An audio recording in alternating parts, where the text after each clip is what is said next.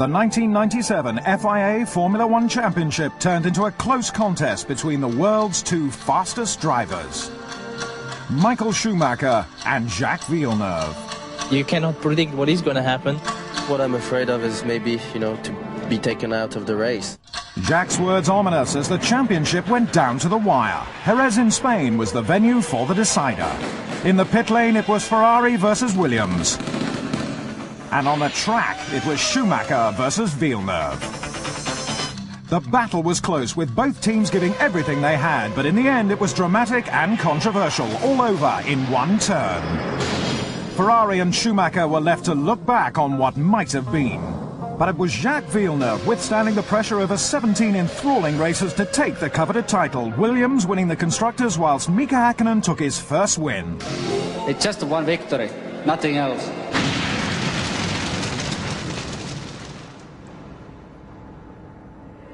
Monaco, 1997. The FIA's Max Mosley introduces new rules for the 98 season. There are a large number of regulation changes for the chassis.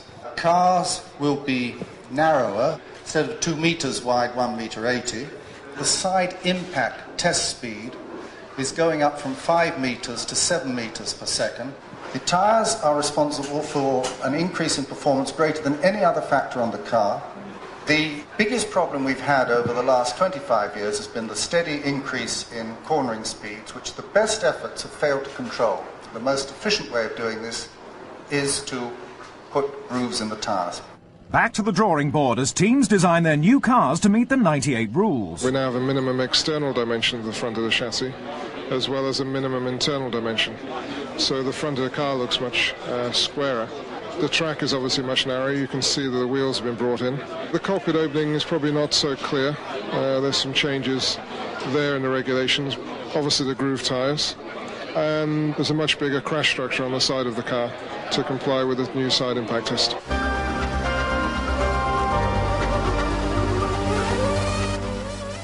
Changing times at Williams. Renault engines are out, Mechachrome engines are in. New livery for Frank's team with every small detail examined in the lead-up to their title defence. No changes in the driver lineup. Villeneuve and Heinz-Harald Frentzen again in the spotlight. But Frentzen needs to impress in his second year at Williams.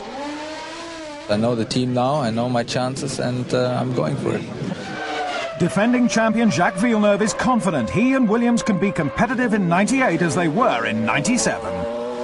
We know how fast the car can go, and now it's new for everyone, so it's much easier to progress. With 5 constructors' titles in 6 years, Villeneuve has every reason to feel confident. If you listen to every team and to every engine before every season, they all have the best thing, but there's only one that wins in the end.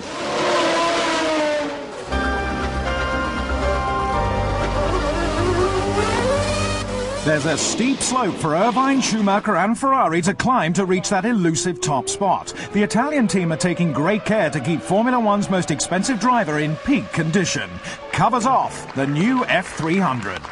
A new car, a new gearbox, a new engine, a new type of tires, so it will be very challenging. Ferrari were concentrating on development in early 1998. We want to win the championship. I mean, that's our ambition. But want to do things and achieve things is 2 different stories.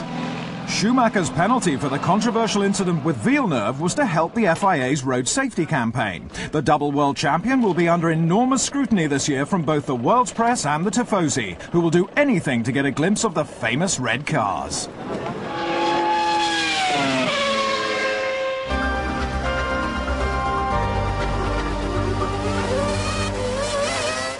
All change at Benetton, with new boss David Richards taking the reins. 2 new drivers, Wirtz and Fisichella, a new tyre supplier Bridgestone and a new Mechachrome engine. Benetton have had only 1 race win since Michael Schumacher left the team in 1995, and the new boys know it won't be easy. You know, racing is all about winning. That's what all the 22 drivers want to achieve, but it's very difficult. Alexander Wirtz is driving full-time this year after only 3 races in 1997.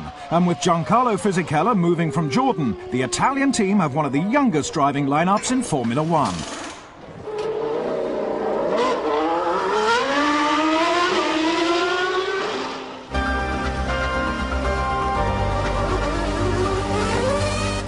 David Coulthard and Mika Häkkinen are teammates again in '98 and unveiled the new McLaren Mercedes with high hopes. Well, for this year I hope very much that we're in a position to win more races than last year, so 3 or 4 would be very nice. That's what we look in the consistency, win the Grand Prix and mainly to win the World Championship this year. Among the detailed differences are those Bridgestone tyres. It doesn't have the level of degradation that previous suppliers had, and that gives us a very good basis on which to develop the car. Designer Adrian Newey arrives, but what of the Mercedes engine? It is stronger, it is lighter, and it's hopefully much more reliable. Well, you have to have reliability, otherwise, finish first. You first have to finish. The McLarens were very quick in pre-season testing, and they may be the team to beat this year. 1996 champion Damon Hill declined an offer from McLaren, opting to join Ralf Schumacher at Jordan. Mugen Honda are powering a new partnership, with smiles from Ralf, who was on an even footing with Damon. No, we don't have any number one drivers. We just have number one banana, which is I'm number one banana, and number two banana. Jordan can't afford any slip-ups as Eddie's team set off in search of their first victory since entering Formula One in 1991.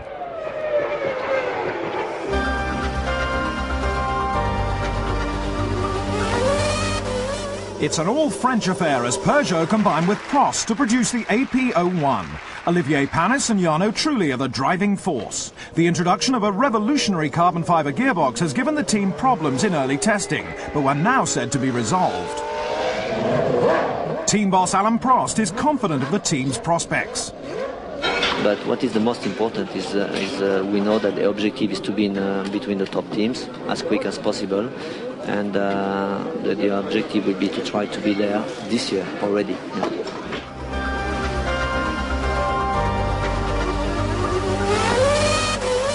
Jean Alesi has accepted a drive at Sauber for '98 on the advice of his friend Gerhard Berger and to the delight of Peter Sauber. He joins Johnny Herbert, and with a combined total of 248 starts, they are the most experienced pairing in the pit lane.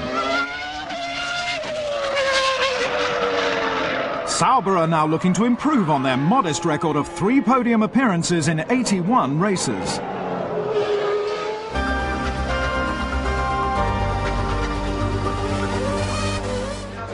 The stunning Black Arrows A19, designed by John Barnard, is powered by its own engine, making the Tom Walkinshaw operation only the second team together with Ferrari to build its own power plant. We decided that instead of wasting the money just renting engines from someone, we would invest it and build our own and hopefully get industry support for it.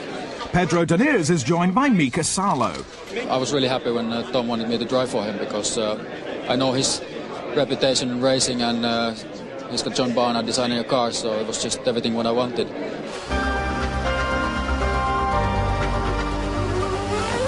A traditional Scottish launch for the SF2. Stewart-grand-prix are entering their second year of Formula One with the Works Ford engine.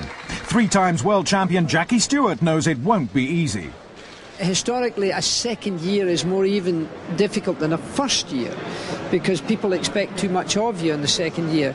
And there are no excuses, oh well, this is their first year. You don't get off with that any longer.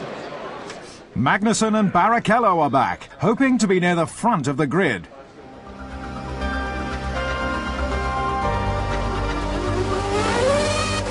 A final crack at Formula One for Ken Tyrrell, bought out by British-American Racing. Tora Takagi is the new Japanese signing. I think we've got a good car, so I think we have the opportunity for a few podium finishes.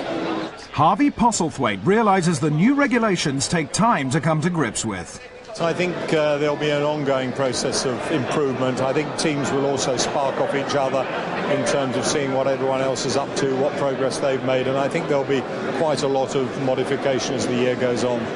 Brazilian Ricardo Rosset has joined to partner Takagi.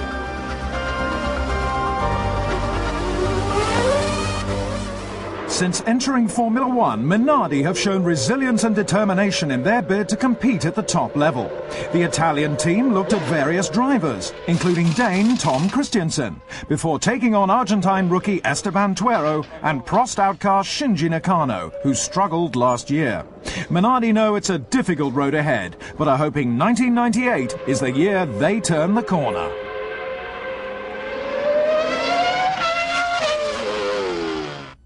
And so to Melbourne, Australia for round one of the Formula One World Championship.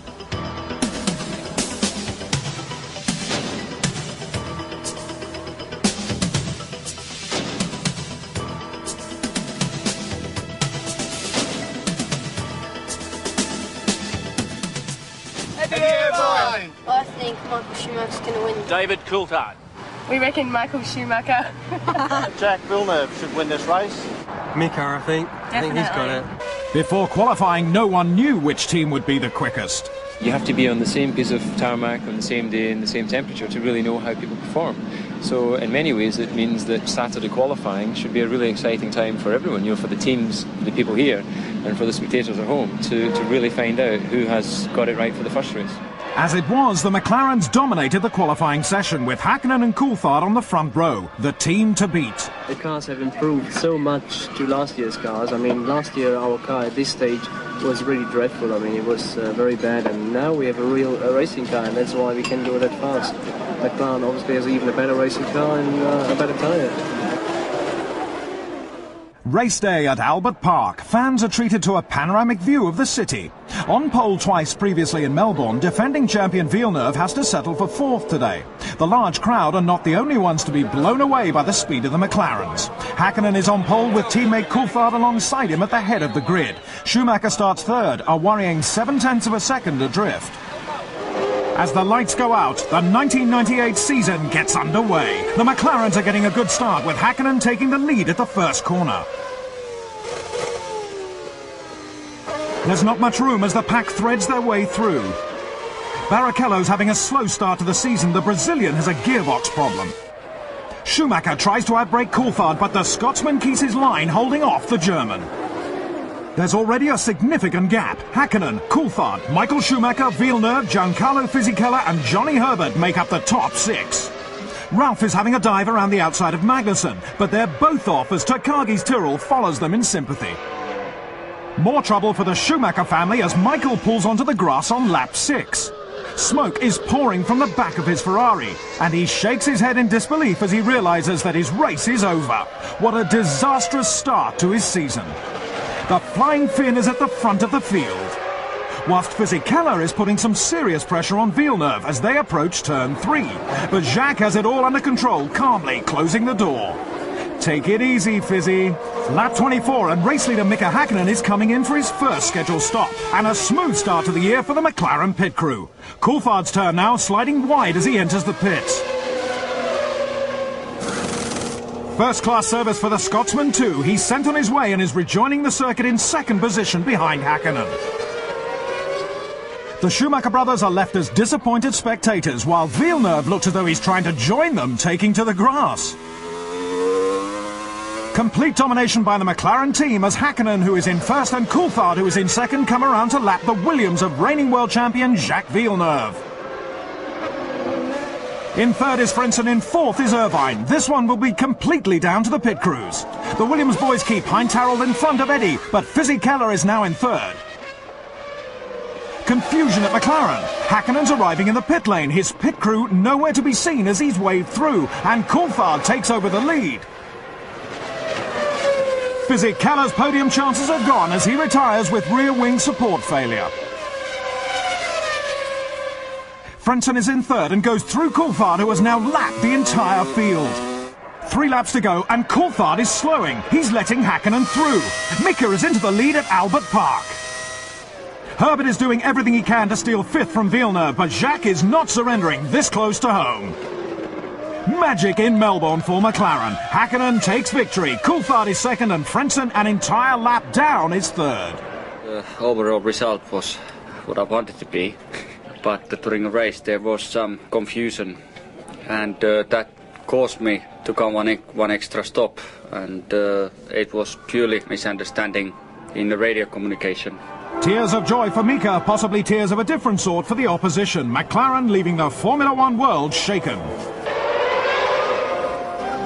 Eddie Irvine takes fourth place in the sole remaining Ferrari. Disappointment for world champion Jacques Villeneuve in fifth, but a good result for Herbert in sixth. Tyres played a significant part in the race. We know that we're still a little bit behind, but Goodyear has done a major progress since, I would say, January with the tyre.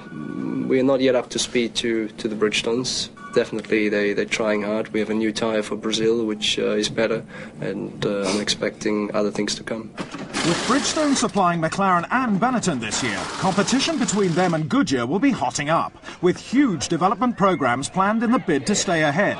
Bridgestone celebrated their first Formula One victory in Melbourne.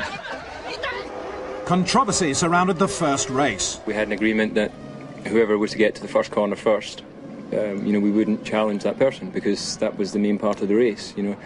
I was pretty confident with that agreement that I would beat Mika to the first corner, but unfortunately today he made a good start. The contentious pre-arranged agreement between the two teammates would never have come to light had it not been for Häkkinen being called into the pits by the team in error. And when it was clear, when the team explained to me what had happened with his pit stop, I felt that was in keeping with their agreement, so that's why we changed places. David's act demonstrated that there is still room for sportsmanship in Formula One, and Mika appreciates that. Well, I just wanted to say for David, thank you very much. I'm not saying this because it's easy for me to say because I won. What David did was just remarkable. Ken Tyrrell steps down from running the team that bears his name after 30 years in the sport he was so passionate about. Known as one of the great innovators of his time, he produced a six-wheeler Grand Prix car, driven here by Jackie Stewart. Ken Tyrrell was hugely successful, collecting 3 World Driver Championships and 2 Constructor Championships with Jackie Stewart. But the last win came in 1983 at Detroit, with Alboreto at the wheel. Ken was very adept at spotting and nurturing talented young drivers, such as Jean Alesi, here in 1990 challenging Ayrton Senna for the lead of the US GP. The Australian-grand-prix witnessed the end of an era as Ken says goodbye to the pit lane. Giancarlo Fisichella took an alternative view of the Melbourne track. Giancarlo, okay? So-so. So-so, okay. The end of an era for Goodyear too, as the Australian Grand Prix marked the first time since 1991 that the ultra-successful Formula One tyre supplier, who can count many champions among their customers, has not won a Grand Prix. Nelson Piquet took the laurels for Pirelli in Canada in that year.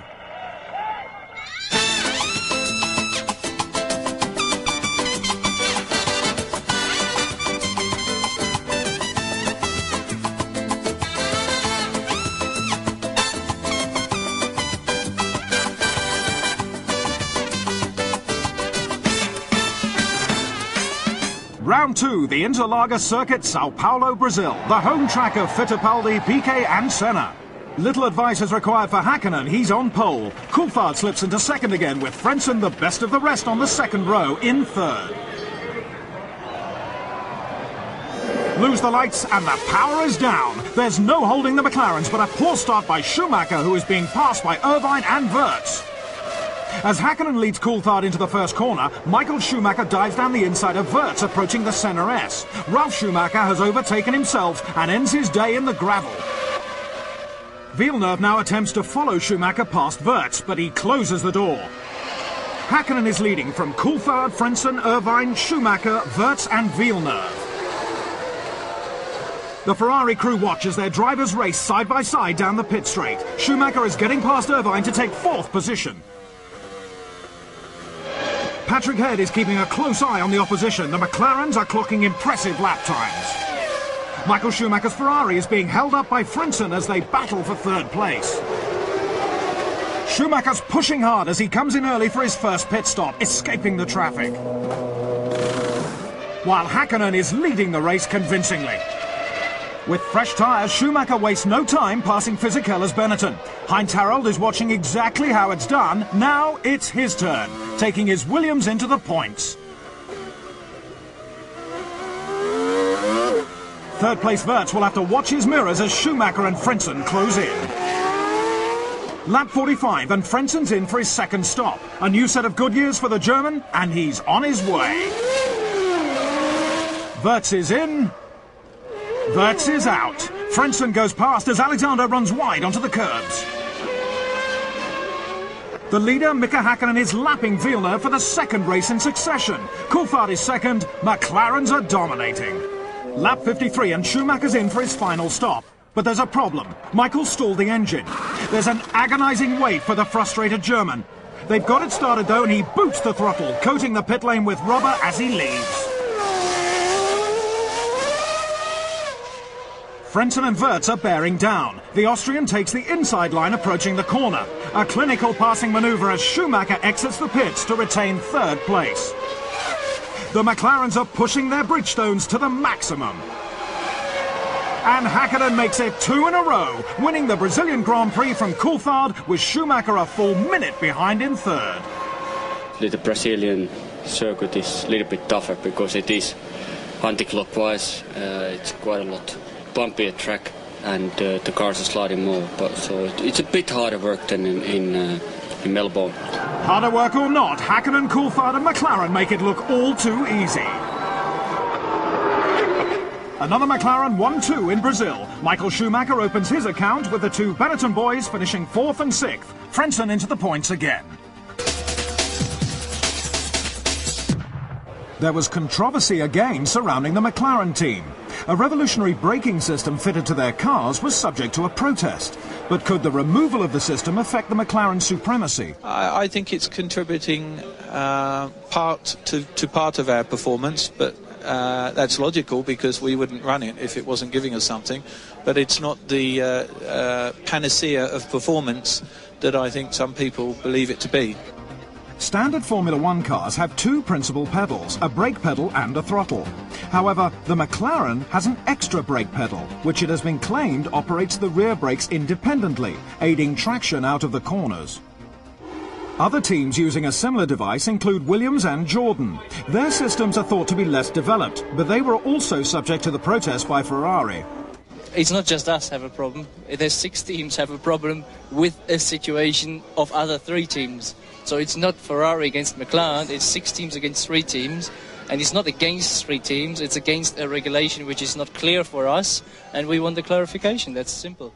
With the system disengaged for Friday's practice session, the McLaren still managed to top the timesheets. We were fortunate in being the first of the 3 teams running the system, find a performance advantage within the regulations, and that the only response that a rival team has is to try and find a way to have it banned as opposed to rising to the technical challenge. The system was declared illegal on Saturday morning. The great thing is we have a decision. We were pretty casual either way, which way it was. We had the technology to put it on or we had the ability to take it off, and at least now we can start racing knowing exactly where we stand. But McLaren's dominance remained intact. It was a good result, good reliability and great weekend. Don't like the politics, but we did it on the circuit. Ferrari were pleased with the new engine that they raced for the first time. It was we first time run a new engine, which survived nicely. It ran quite well. The extra power produced by the new unit, through a change in the valve system allowing it to rev higher, didn't help Michael Schumacher when he made an uncharacteristic mistake and stalled whilst pitting. We had a bit of a worrying moment in the second pit stop when the engine died, but mechanics had done a good job to get it running. After reoccurring problems with photographers, McLaren boss Ron Dennis has introduced security measures around his pit garage to ensure the privacy of sensitive information. However, he was unable to protect his cars while stranded on the circuit. But the team owner will be keeping an eye on the offenders.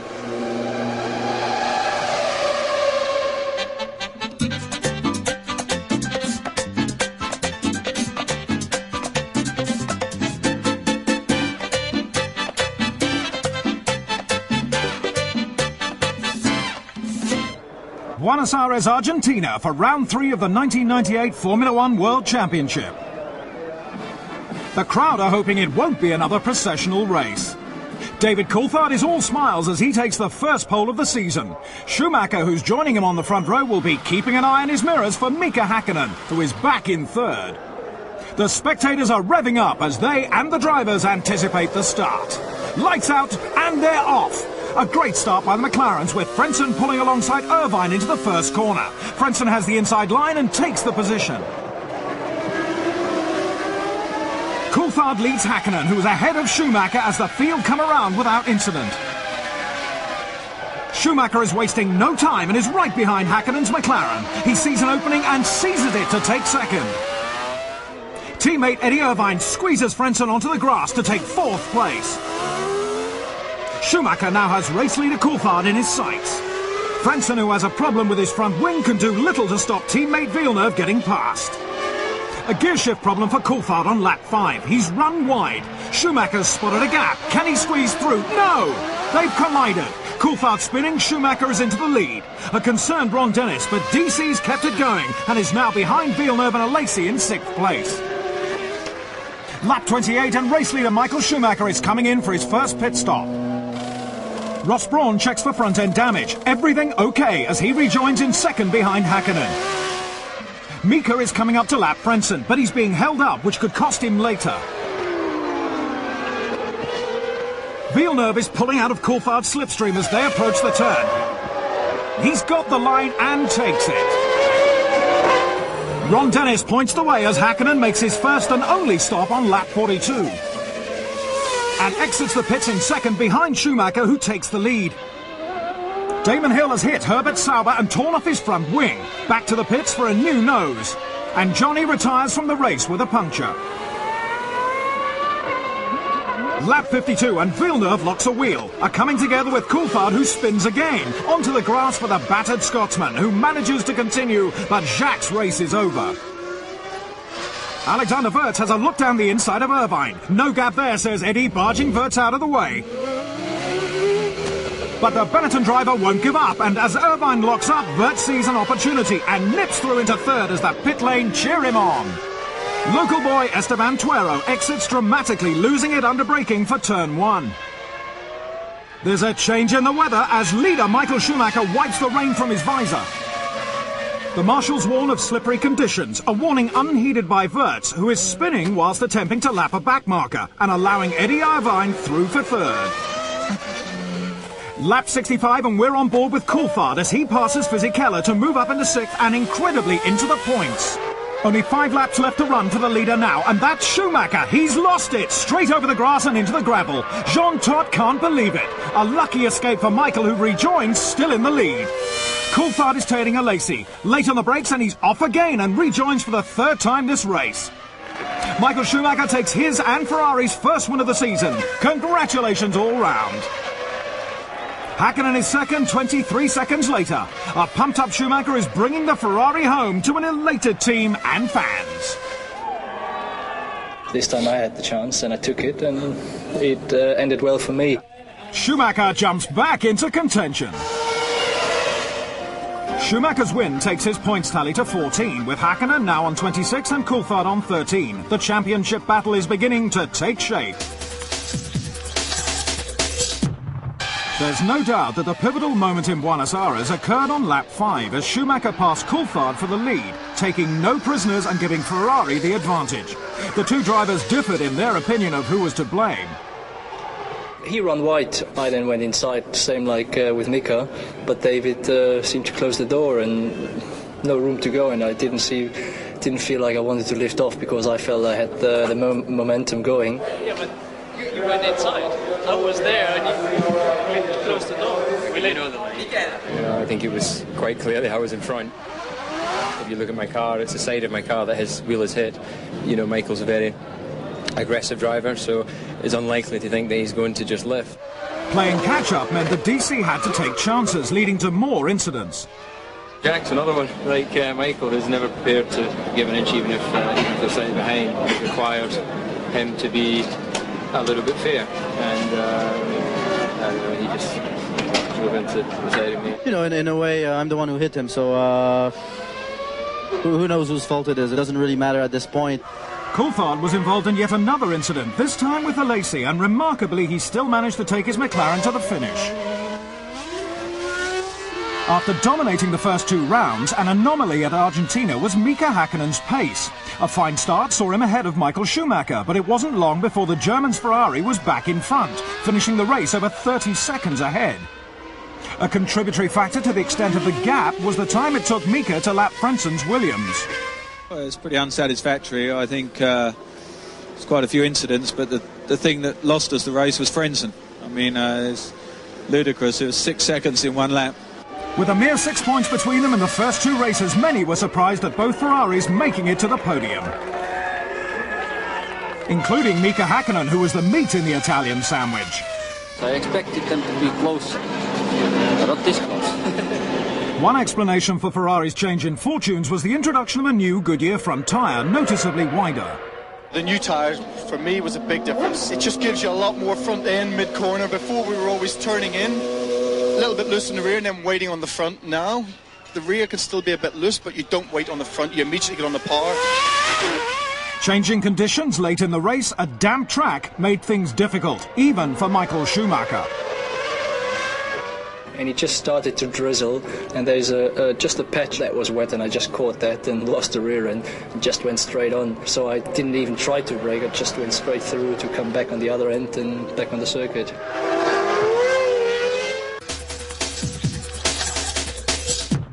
Michael Schumacher hit the news this week when Argentine coach Daniel Passarella gave the German a trial with the club. With the World Cup only months away, it was hoped that Schumacher's expertise in taking out opponents and getting away with it, as witnessed by Hill, Villeneuve and Coulthard, would rub off on the team. I should have stayed in bed. I wasn't concentrating was a Lacey's excuse for taking out teammate Johnny on their very first lap of the Argentine circuit. It was just the installation lap basically, and as I came into the hairpin, I knew it was Jean behind. I got hit, so I knew it was Jean. And then when we was on the grass, definitely it was Jean who hit me.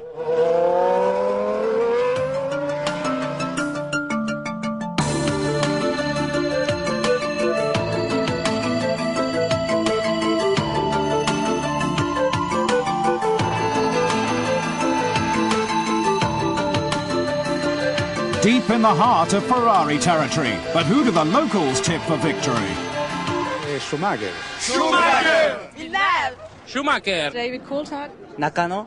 Schumacher!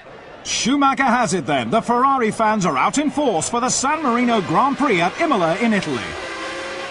David Coulthard's on pole again with Mika Häkkinen beside him on the front row of the grid. But the majority of the huge crowd have come to see one man, Michael Schumacher, who starts third today.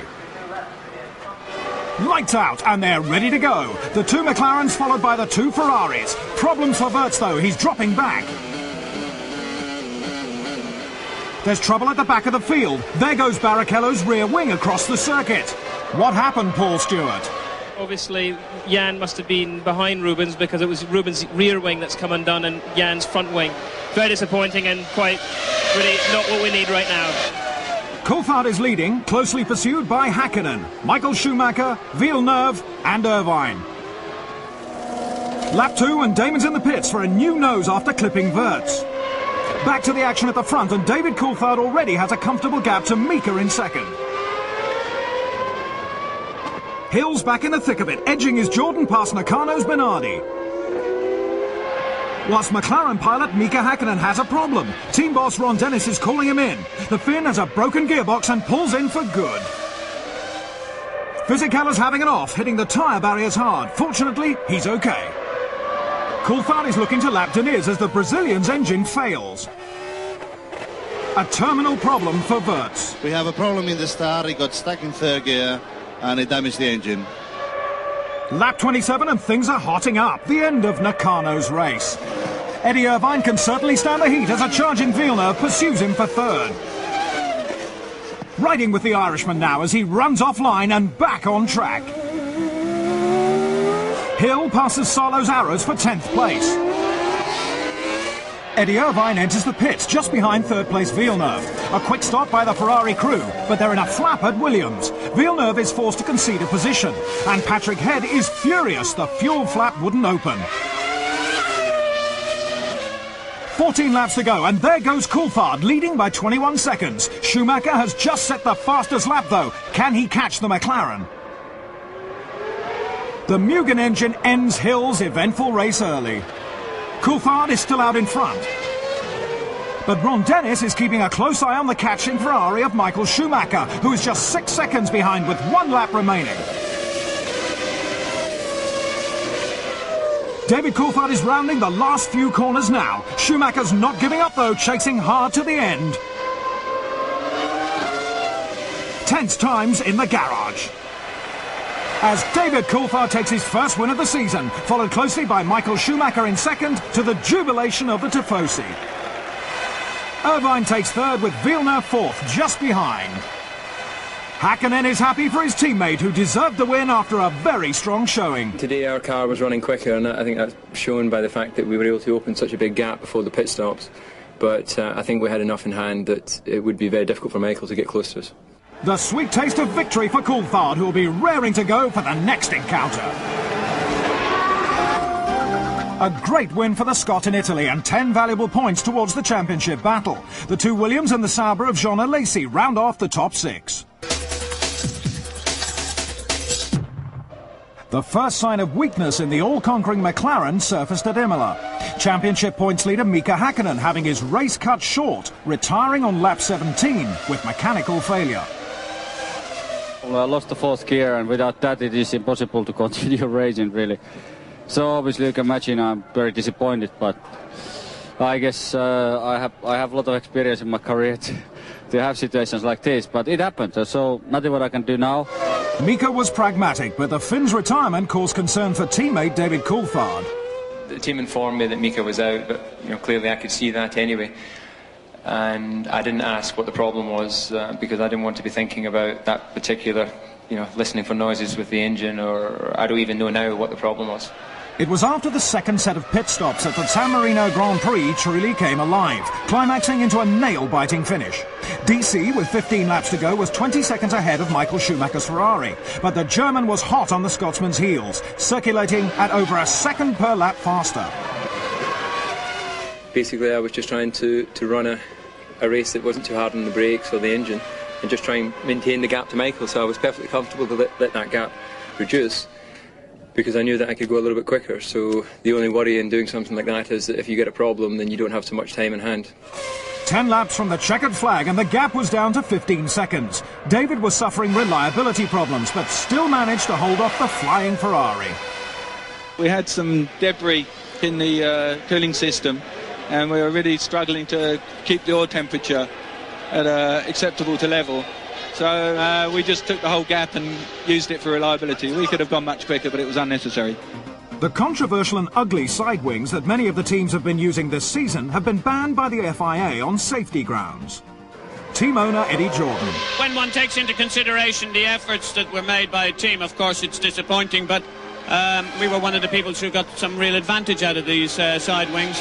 I think, to be truthful about it, there was a impairing of vision from a driver's point of view in terms of what he could actually see, and if there is a question ever of safety, you have to side on the safety aspect.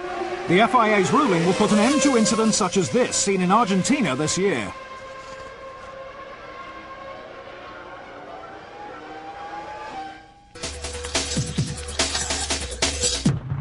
A young Mika Hakkinen, seen here at the beginning of his Grand Prix career, driving for the now defunct Lotus team, had at least something to celebrate after his disappointing race, his 100th Grand Prix start. But what did he think of his big brown cake? Very tasty, very nice.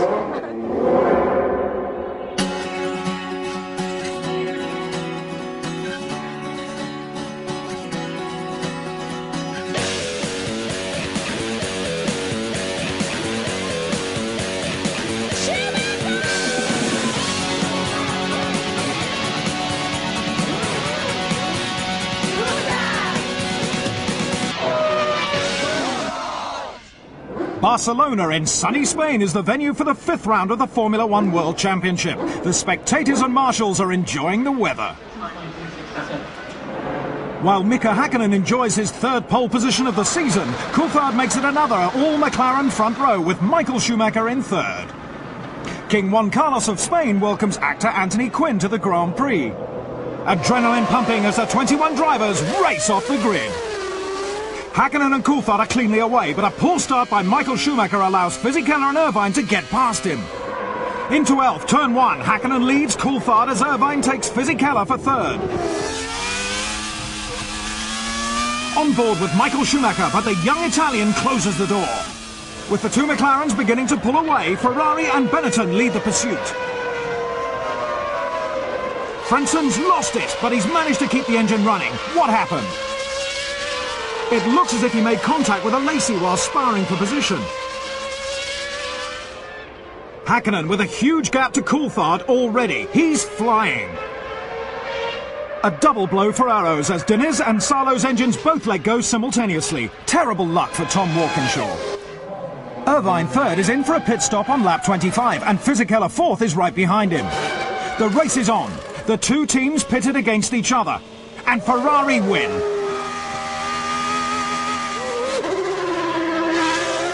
Two laps later now, and Michael Schumacher is joining the pit lane pandemonium. A professional job by his crew see the German ace out in third and in front of Irvine, who helped his teammate by holding Fisichella back.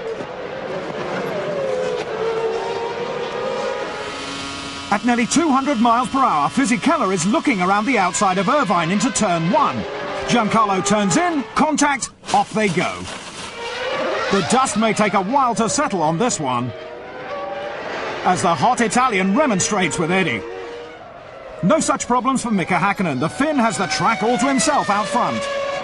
An unscheduled stop for Schumacher, allowing Wirtz to move into third. Michael is receiving a 10-second penalty for speeding in the pit lane, as the Ferrari rejoins to start lap 41 in fourth place with some serious catching to do. Benetton's Alexander Wirtz is in for his crucial second stop. But there are anxious faces at Jordan. Damon Hill's engine has had enough for today. Lap 48 and Schumacher calls on the Ferrari pit crew again. Barrichello in fifth is doing everything he can to hold off the reigning world champion. Schumacher owes his pit crew a big thank you. He's managed to slip ahead of Wirtz, the Austrian, now in fourth. Coulthard has narrowed the gap to Häkkinen to 9 seconds, but it's Mika's day as he delightedly takes the checkered flag for the third time this year. I would say with the lead like that and victory like that, you could say the victory was easy, but it's actually never easy. All the time you have to make sure about your concentration. You have to really be careful. Overtaking back Marquez was very enjoyable, but also quite demanding. More champagne for McLaren, who are taking a real liking to the bubbly this year. Häkkinen and Coulthard take McLaren's third 1-2 of the season. Rubens Barrichello breaks Stewart's duck with a fine fifth ahead of world champion Jacques Villeneuve. The talk of the pit lane in Barcelona was the radical new exhaust system introduced by Ferrari. The system exits out the top of the engine cover, maximising the efficiency of the new 047 engine. Exhaust gases are now directed away from the sensitive rear wing supports, exiting upward through the engine cover. Previously, the gases were directed much lower through the rear of the car. Ross Brawn explains its advantages. They give the car a little bit more stability on the throttle, a little bit better handling. But it's not a cure-all yet. We've still got a lot of work to do. The tape, as you call it, is quite a sophisticated insulation system for the rear wing structure to make sure there's no problems there. Refueling, the systems are a completely sealed system for both fuel and vapor. Refueling is not completely risk-free, but we haven't increased it with what we've done, so there are no concerns. Clearly our target's to be in front of the Ferraris now, and I think that's an achievable goal. That was Fisichella's goal, but Irvine disagreed. Basically, I put a lot of fuel in to do the middle stint because I want to go very long. I was slow out of the last corner, so heavy, and just go down at the straight. He was on the outside, I was on the inside, protecting his position, and he just hit the brakes and came straight across over on me, and I had to stand on the brakes very hard to stop hitting him, and two of us touched, and that was it. We were away. However, there are always two sides to every incident. We saw him slow on the previous lap in ball queue, and then you backed off, and then the next time it was your corner. There's no question about it. You did a very good job. You have to go back to one lap before to really see where it all started. And clearly on one lap before, that corner was for Fizzy, but he backed out of it, and Irvine pushed his way through. I think second time round, Fisichella was not going to back off. And I think looking at the tape quite clearly, this is every right to feel aggrieved. The passionate Italian is putting across his version of events to the Ferrari number 2.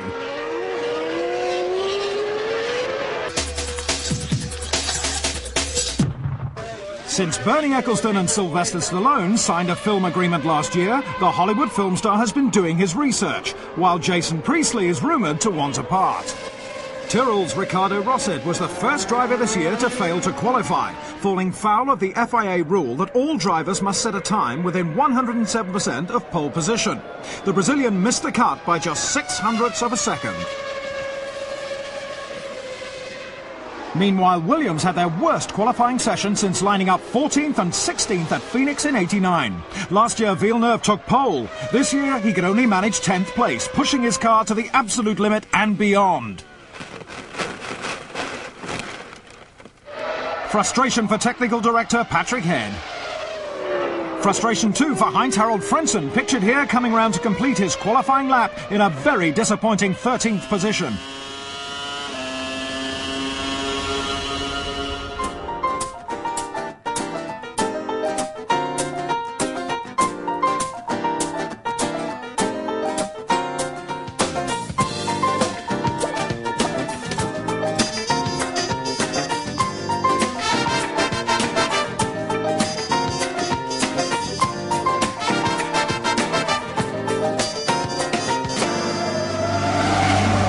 Monte Carlo in the tiny Principality of Monaco is home to the rich and famous, with an atmosphere no other circuit on the calendar can match. Also unmatched is Mika Häkkinen at home on pole. Coulthard is in second, and after fourth on the grid last year, Fisichella has improved to third in '98, ahead of a disappointed Schumacher who starts fourth. Concentration on the lights as the race gets underway. The McLarens are off the grid well and leading the field cleanly through the first corner. On board with Villeneuve, taking us through Saint-Devote and up the hill. Häkkinen, Coulthard, Fisichella, Schumacher, Wirtz and Frentzen making up the top six. Häkkinen's building up a lead and is in complete control. DC is playing catch-up, whilst Fisichella is battling to hold off Michael Schumacher. Lap 10 into Lowe's hairpin, and Irvine wants sixth from Frentzen. Unconventional, Eddie, but he's through, although Heinz-Harald is finished. Coulthard's coming out of the tunnel, the Mercedes engine blowing, ending his race in spectacular style. Engine designer Mario Ilian can only look on. Michael Schumacher has passed Giancarlo Fisichella in the first round of pit stops as Coulthard walks home. Häkkinen is getting away with a scrape at Rascasse. Lap 38 and Michael Schumacher has caught Wirtz as Alexander is held up by the pack. A passing opportunity for the Ferrari driver, who's giving Wirtz a nudge rounding Lowe's. The Austrian is not giving up though, and repasses going into Portier running wide. Michael has another go. A harder knock this time as the German goes through. On the limit of adhesion, the Ferrari looks in trouble, and Jean Todt knows it. Schumacher is into the pits, a problem at the rear of the car. A technical knockout according to the mechanics, and Michael is getting out. Ross Brawn doesn't look so sure though, and is telling the Ferrari #1 to get back into the hot seat. Meanwhile, back on track, Mika is serene, streets ahead of the rest. After a lengthy delay, Schumacher is rejoining the fray way down. Wirtz is losing it coming out of the tunnel, and that's a heavy impact into the Armco. The Austrian is helpless as his Benetton career's out of control and into the tyre barrier. Thankfully, he's all right. Lap 60 and Fisichella's up to second, but he drops it at Rascasse, spinning violently. The Benetton driver has managed to keep the engine going. No damage done, to the relief of the pit crew. Disappointment for Alesi as the Frenchman's gearbox fails whilst in fifth. Mika Salo is storming along in fourth. A great result for the Arrows team. The troublesome Sauber bringing Jean to his knees. Häkkinen, meanwhile, has brought the entire field to its knees. It's Mika's first win in the Principality and another win for the mighty McLaren. Giancarlo Fisichella takes second in front of a jubilant Benetton team. Schumacher ends a dreadful day, tangling with Deniz on the last lap. Pedro is in the points. But it's undoubtedly Häkkinen who is the shining star of today. Winning Monte Carlo is always a dream, always has been a dream. I think most of the Grand Prix drivers' victory of the Monte Carlo is something very special for them, and this now happened to me, and it's just hard to believe it yet. A great day for Tom Walkinshaw and Arrows, with Salo finishing 4th and Deniz in 6th, while consistent Villeneuve is in the point again in 5th place. After 6 rounds, Mika Häkkinen leads the drivers' standings by a massive 17 points over teammate David Coulthard in 2nd, with Michael Schumacher in 3rd. In the Constructors' Championship, the McLaren team are dominating with 75 points. Ferrari in 2nd have some catching to do on 39. Eddie Irvine, the straight-talking Irishman, embroiled himself in controversy again in Monaco, barging past the Williams of Heinz-Harald Frentzen on lap 9 and finishing the German's race. You can pussyfoot around the whole race behind the guy, and you're not going to do any good. You've got to get stuck in, and I thought actually he would have been able to continue, but he seemed to bounce wide or something. I don't know. I couldn't afford to sit behind him. He was way too slow. Monaco raised questions about the reliability of the Mercedes engine, which proved troublesome last year. Coulthard's race and chances of closing the points gap between himself and Mika went up in smoke on lap 17 when his engine let go coming out of the tunnel. And I was just wanting to try and put a bit of pressure on when the engine tightened in the tunnel and blew up on the exit. You know, you have to expect when things are being pushed to the limit that eventually things will fail. Very unusual, so we just have to get over this one and go to Canada and try and get victory there. He was as quick as Mika could have fought for victory. And the whole team did not make one mistake, it was only us, the engine. Sorry for that, but it was a great victory for Mika, and well, I'm proud to be part of the team. A highlight of the race was the way Formula One novice Alexander Wurz dealt with the pressure he received from Michael Schumacher. In a perfectly executed move, Schumacher passed the young Austrian at Loos, but the Benetton driver came straight back at him. However, a substantial banging of wheels had far-reaching effects for both drivers. Well, he said he'd broken the rear suspension, so he just decided to get out. Monaco's a race, lots going to happen, and maybe it rains, so we thought we'd fix it and see what would happen. Wurz's problems were a little more dramatic. Alexander sustaining several heavy impacts on his way to the chicane, unable to steer or brake. We're not sure what happened with Alex. It looks like something broke, and we think that's probably a result of the incident with Schumacher, but we'll have to analyse that. With his suspension repaired, Michael Schumacher rejoined the circuit, although his race was pretty much over, being 2 laps down on the leaders. His incidents weren't over, though, seen here on the last lap, just avoiding taking out 6th place Deniz and losing his front wing.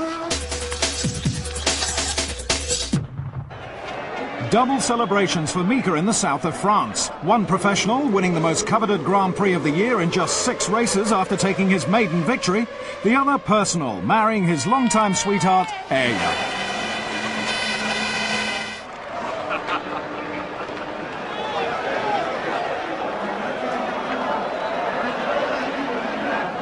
I'll tell you what, I do that and you do a nude shower scene with Sharon Stone. Fair enough?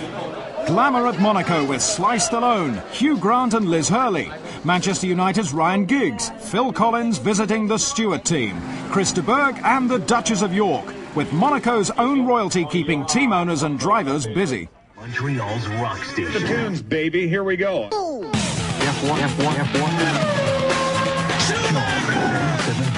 Montreal's rock station. Now on Point Claire, Montreal is going. Down 15. Villeneuve. The Gilles Villeneuve circuit in Montreal, Canada welcomes Formula One's own version of horsepower. It's Jacques Villeneuve's hometown, but McLaren's front row. David Coulthard is first, Mika Häkkinen is second, and Michael Schumacher is third, hoping to shut down the McLarens. Tension mounts as the revs climb. Lights out, and they're away. Ralf Schumacher has stalled his Jordan, whilst brother Michael is taking second off Häkkinen and pressuring Coulthard. Huge shunt. Alexander Wurz takes to the air over Alesi. Jarno Trulli is showing the shaken Benetton driver the way back to the pit lane. The replay shows the Austrian losing it on the approach to the centre hairpin and barrel rolling across the gravel track. A miraculous escape. Jean Alesi, Jarno Trulli and Alexander Wurz are in their spare cars, but the unfortunate Johnny Herbert starts from the pit lane. Take 2. Coulthard is off the line well, but Häkkinen has a problem. No gears as the field stream past him. Ralf Schumacher is out of shape, losing it in front of the stampeding pack. Hill is through safely, but not so lucky as Alesi as Trulli double parks. Eddie Irvine is another victim as the race continues. Schumacher is drawing alongside Fisichella as they approach the casino hairpin. Taking the outside line, he's moving into second position behind the McLaren of David Coulthard. Irvine's three-wheeler manages to reach the pit to replace the damaged Goodyear, but it's the end of the road for Mika. Irvine rejoins at the back of the field whilst the safety car is departing as lap 6 begins. Coulthard is leading Schumacher, Fisichella and Villeneuve. Michael's filling DC's mirrors as Deniz loses control of his arrows, taking to the grass as he quite literally lays down a hazard for the others. The safety car is employed again to restore order. Michael Schumacher is pushing Coulthard and his McLaren to the limit now, and DC's throttle linkage gives up, letting Schumacher through into the lead. Lap 18, and it's a heavy impact for Salo, throwing debris in all directions. Schumacher's taken a canny pit stop and is racing out with Frentzen bearing down. He gives his fellow countryman no room, and the Williams has nowhere to go. Jock's clearly furious as Heinz Harald shows his disgust and Patrick Head remonstrates with a Ferrari pit wall. Oliver Gavin's safety car heads race leader Fisichella, Villeneuve and Schumacher. Lap 23 and the race is on. Villeneuve goes for the lead in his home Grand Prix, smoking his Goodyears. He's outbraked himself and takes a trip across the gravel. A fast-acting pit crew are ready to replace both front and rear wings, but it's ruined his race chances. Just over halfway and Fisichella is leading from Michael Schumacher, but the German must serve a stop-go penalty for his part in the incident with Frentzen. Michael waits, his punishment served, as Giancarlo leads the Canadian Grand Prix. Schumacher's come out right behind his old sparring partner Damon Hill. Not for the faint-hearted as Hill attempts to keep his second place, but Michael takes it. Lap 44 and Fisichella's in for his only pit stop. Schumacher is taking the opportunity to put in some scorching laps. Hill retires with an electrical problem, leaving Eddie frustrated. Schumacher's in for his second scheduled stop. It's a fast one, bringing him out in front of Fisichella's Benetton to take the lead. Irvine is continuing a remarkable run through the field, holding off Wirtz for third as Michael Schumacher wins the Canadian Grand Prix. We knew we were close to the McLarens this weekend. I had a good race up to David's problem. I don't know what strategy he was on, but I was definitely faster, but there was no way to get by. It was obviously a good situation for me to score the full points and them no points to catch up in the championship. Michael Schumacher celebrates 10 championship points. A superb day for Jackie Stewart. His boys finishing 5th and 6th to bring home the team's first points of the year, while Fisichella takes another second-place finish in a row. Montreal's tight first turn saw 2 start-lap accidents. The first was almost inevitable, as the grid bunched up to avoid Ralf Schumacher's stalled Jordan. Wirtz was squeezed onto the grass by Jean Alesi before spinning into a multiple roll. Thankfully, he was okay and took the restart. Avoiding action was again required when Häkkinen's McLaren left the grid at a leisurely pace, and the over-exuberant Ralf Schumacher, trying to make up for a slow start, lost control of his Jordan, spinning in front of the charging field. The unfortunate Jean Alesi and Jarno Trulli, both involved in the first accident, were also caught up in the second, both damaging their spare chassis, and out for good this time. Wirtz avoided the mayhem to finish in the points. This was the most crazy race in my whole career. I'm happy to finish 4th because it's another few points for me, even with the collision at the start, what happened. Overall, it was my first time. And then in the end, with 4th place, I'm really happy. Accusations were rife as Schumacher explains to Fisichella how Hill attempted to block him. Going down the straight, I go like this, like this, like this, I go here, there. I'll almost go over the tire. The Ferrari driver eventually got through. If someone wants to kill you, he can do it in a different way, because we're going down there 320 kilometers per hour. Somebody moving 3 times the line, that's simply impossible. You can do it once, you go from one side to the other side, that's it. That's what we usually do. But you can't move 3 times. Well, I mean, we were racing for position, and I knew that I had to hold him up as much as possible within the bounds of the rules. Yeah, I mean, I knew where it was, but he still managed to get through. He's a hell of a driver. Hill knew where Schumacher was, but the Ferrari driver claimed that he was unaware of Frenson's position when he exited the pits and moved across the track, forcing the Williams off the circuit while braking from 180 miles per hour. I can only imagine what happened, and if that happened, I really have to excuse, because I went down the pit lane, I looked to my right to see whether there is someone. I didn't see anyone, so I pulled over to get on the line, and in the mirrors it's almost impossible to see things, and I really don't know what happened. I have to look at video, but if I have done anything, I just want to excuse myself. Michael may have excused himself, but Patrick Head hasn't. We will do everything to get him thrown out of this race, and maybe for a lot more races. I'm really disappointed because we could have made good points today. Many people in front of us fall off, and the race wasn't still over. We had a good race strategy. Everything was running fine. Despite his first ever Formula One point, Jan Magnussen has lost his seat at Stewart after a disappointing season. His berth is taken by Dutchman Jos Verstappen.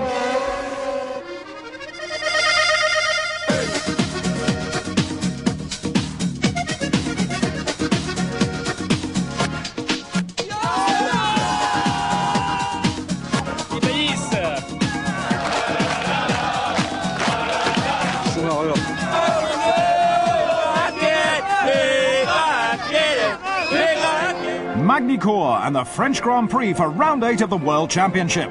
With the World Cup in full swing around the country, it's the place to be for sport.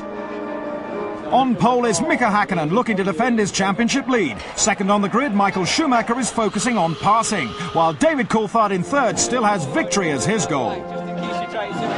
Kick-off in France, but the amber grid lights are lit, signalling an aborted start. Verstappen is stranded on the grid as the drivers race off. An unfortunate start for Jos, who replaces the underperforming Magnussen at the Stewart Ford team. The field comes around to take their grid positions as the Dutchman resumes his composure. Lights out! Irvine and Villeneuve are getting a good start. Schumacher is leading. Eddie is passing Häkkinen for second as Villeneuve gets by Coulthard. DC's now demonstrating the Mercedes engine's power advantage as he retakes Villeneuve's Williams for fourth. Ross Brawn is telling Schumacher to put his foot down, and the German is responding brilliantly. Lap 19 and Irvine in second is attracting the attention of the two McLarens. Häkkinen dives up the inside, misses his down change and loses his back end, right in front of team boss Ron Dennis. But he pulls it together and resumes in fourth. Hard chargers Ralf Schumacher and Alexander Wurz touch, racing for position. But it's the German who comes off worse, having to pit for a new steering arm. A double blow for Jordan. Hill's arriving with a terminal hydraulic problem. Damon's race is over, but Ralf continues. Riding with Coulthard as he weaves past Irvine, a beautifully executed move. Lap 32, Fisichella is up the inside of Alesi, a little too optimistic, damaging his front wing and suffering the indignity of being lapped by race leader Michael Schumacher. Second place David Coulthard is in for his second stop on lap 55. There's a problem with the fuel hose, and he's stationary for 37 seconds with no fuel taken. A distraught Ron Dennis is trying to sort out the problem with the equipment. Irvine, now in second, fends off Mika Häkkinen. While Herbert's season nearly goes from bad to worse, just missing Trulli. DC's in again. His McLaren is running on fumes as his team tried desperately to get the hose in, but there's more problems. Finally, some success. A dispirited Ron Dennis knows it's too late. Eddie Irvine is soaking up the pressure from Häkkinen. No pressure on Schumacher though, out in front all day to take the 30th Grand Prix victory of his career and his third of the season. Irvine and Häkkinen are still racing to the very end. One corner to go and Häkkinen has just one last stab up the inside.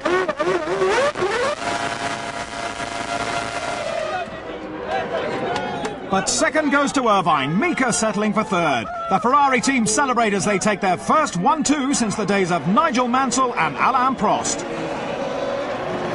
I was just crossing finger for Eddie that he can stay ahead. first for the team and second obviously for my own, and taking away some points of Mika. Schumacher and Ferrari are looking dangerous as the season develops.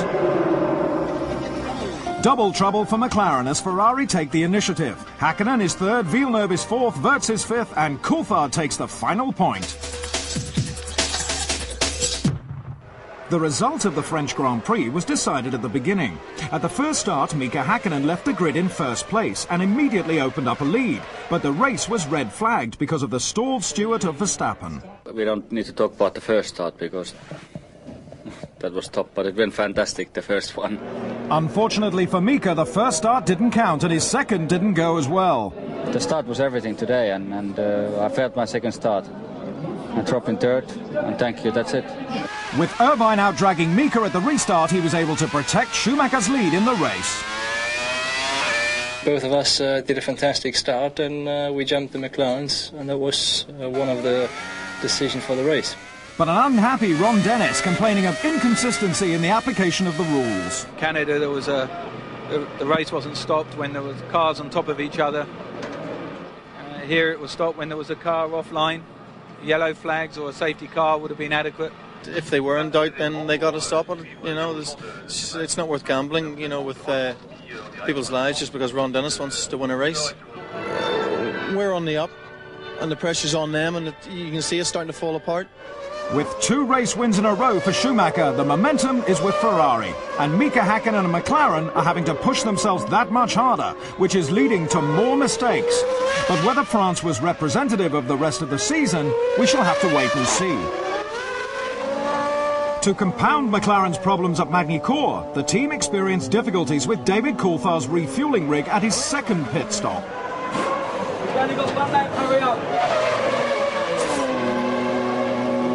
The nozzle is actually has a sequential process which provides for an interlocking mechanism which doesn't allow the fuel to flow until it's locked, and that just jammed. The team eventually managed to get some fuel in. We just have to be a bit more diligent. We have to take responsibility in the end, but it was to a certain degree out of our control.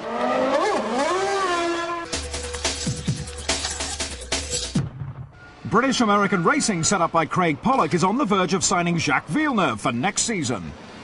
Any experienced driver, and especially a world champion, would be taking a huge risk to come towards a brand new team. Of course, I'd love to have Jacques Villeneuve on board, but I know that Mr. Williams would like to keep him on board, and there's a couple of other teams that would like to take him away from Mr. Williams. I've been linked to Jacques for so many years, I mean, it's actually since 1982. I could look at Jacques Villeneuve straight in the eye the same way as I could look at Damon Hill and say, I think we could now give you a package that you could build up to compete with.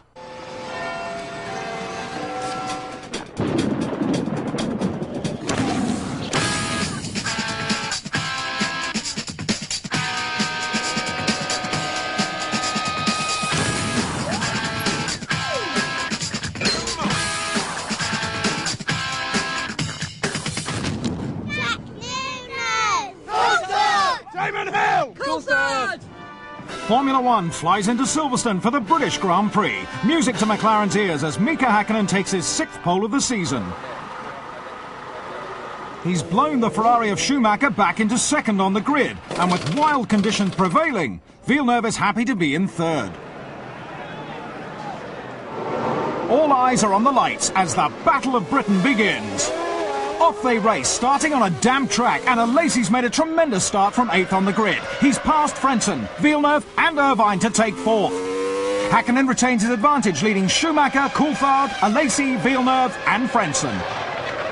Lap 5, Coulthard is pulling alongside Schumacher. Into the chicane, side by side. Coulthard's reward is second. Norbert Haug is euphoric.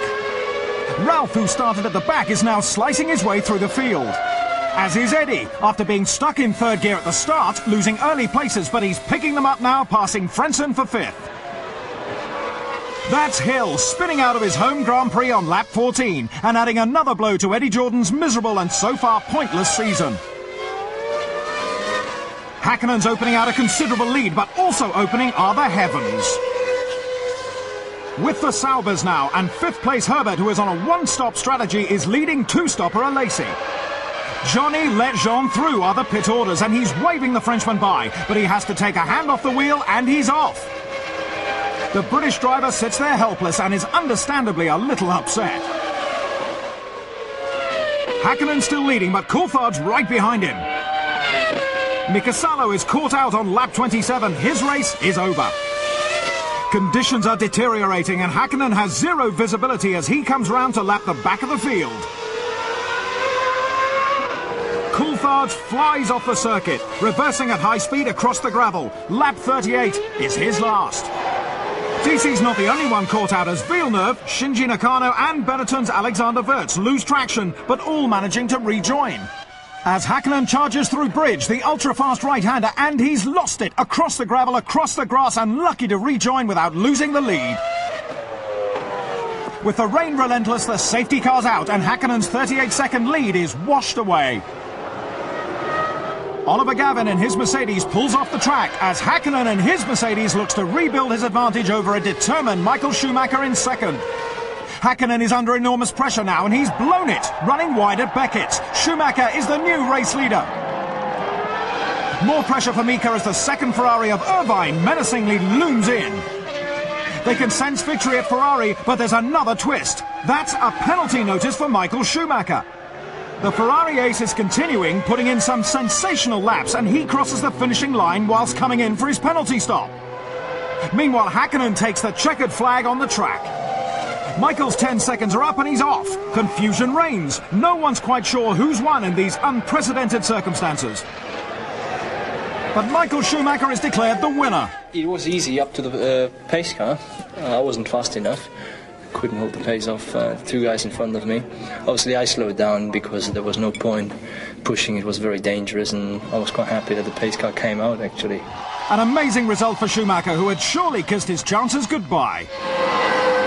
Michael Schumacher takes his third consecutive win. A great result for Benetton with both drivers in the top six, while Ralf Schumacher gives Jordan their first point of the year. Schumacher's win has put him within 2 points of Mika Häkkinen, while Coulthard's championship hopes are fading now, 26 points behind his teammate, just 1 point ahead of Irvine. It's a two-horse race in the Constructors' Championship, with McLaren just 3 points ahead of Ferrari, with Benetton and Williams in third and fourth a long way behind. One of the most bizarre finishes in Grand Prix history began on lap 43, when Michael Schumacher passed Wurz under a yellow flag. The penalty notice led to confusion. It's plus 10 seconds or we must stop? No. Time penalty. The mix-up occurred as a result of errors made by the stewards. Ferrari were not only given the wrong penalty and informed later than the rules allowed, but also received it so late in the race that they were entitled to bring Schumacher in for his punishment on his final lap, and thus crossing the finishing line in the pits. Confusion prevailed in the immediate aftermath of the Grand Prix, and due to the stewards' mistakes, no one was quite sure who had won the race. The only thing people were sure about was that they had no idea of what was going on. Yeah, but you came in and apparently you were 10 seconds ahead of him or something. I don't know. Ron Dennis was confused. We weren't advised that there was a penalty imposed. For that reason, we were pacing Mika because he'd sustained some front wing damage. So we could have pushed, which is a normal thing. If there's a penalty, we're informed. Second thing is the penalty was taken after the start-finish line. And again, that seems to be wrong, but we'll just have to make quite sure about the regulations and then we'll take whatever steps are appropriate. The terrible conditions impaired Michael Schumacher's judgment. I don't even remember I've passed him because, I mean, you pass someone but you don't even see because of the spray. And that is the reason why you don't see flags. And if you imagine I'm following someone that close, then you're lucky to see the road. That's it. We have to clarify now what was the story and what we should have done. DC was upset at his team's decision to fit different tyres to his car. We went with intermediates again, and when I came out after my stop and Mika's stop, I found out he was on the full wet and it kept raining, and I was immediately a bit frustrated in the car because I'm seeing more water go down in the track, and I know he's on the right tyre and I'm on the wrong tyre. A bit too much standing water and the tread filled up and I just aquaplaned off. My information from my side of the pit wall was that we felt it was going to dry up, so based on that it was the right tyre to go on, but I need to try and understand what information they had on the other side to make them confident to choose the wet tyre, which clearly was the right tyre to go for. Max Mosley, president of the FIA motorsports governing body, had the ride of his life in the back of the two-seater McLaren at Silverstone. Ex-Grand Prix driver Martin Brundle was his chauffeur and lapped the circuit at very similar speeds to that of the current race cars. And overawed, Mosley said it was a fantastic experience. You're fine in it, believe me. I asked him over a coffee about 15 minutes ago. Does he fancy it? He said, yes.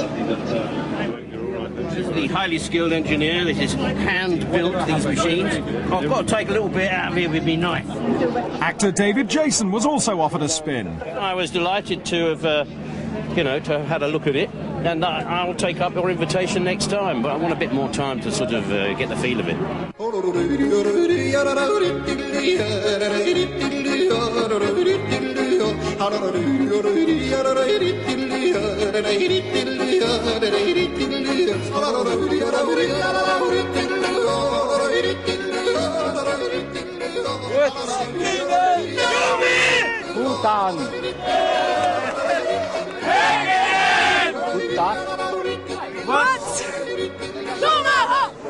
The A1 ring in Austria, and round 10 of the Formula 1 World Championship sees the first wet qualifying session since Belgium 1994, when Barrichello took pole position for Jordan. It's already clear. It was nearly 30 minutes before anyone ventured out. Takagi was not the only one caught out by the treacherous track. World champion Jacques Villeneuve sliding down to 11th on the grid. Diniz ending up in the gravel and 13th, whilst Fisichella is just a passenger in his own car.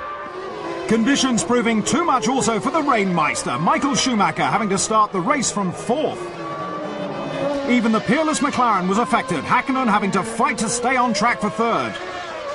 In the end, the weather produced a radical grid, with Alesi taking provisional pole just seconds from the end of the session. But the flying Fisichella was causing uneasy times in the Sauber garage.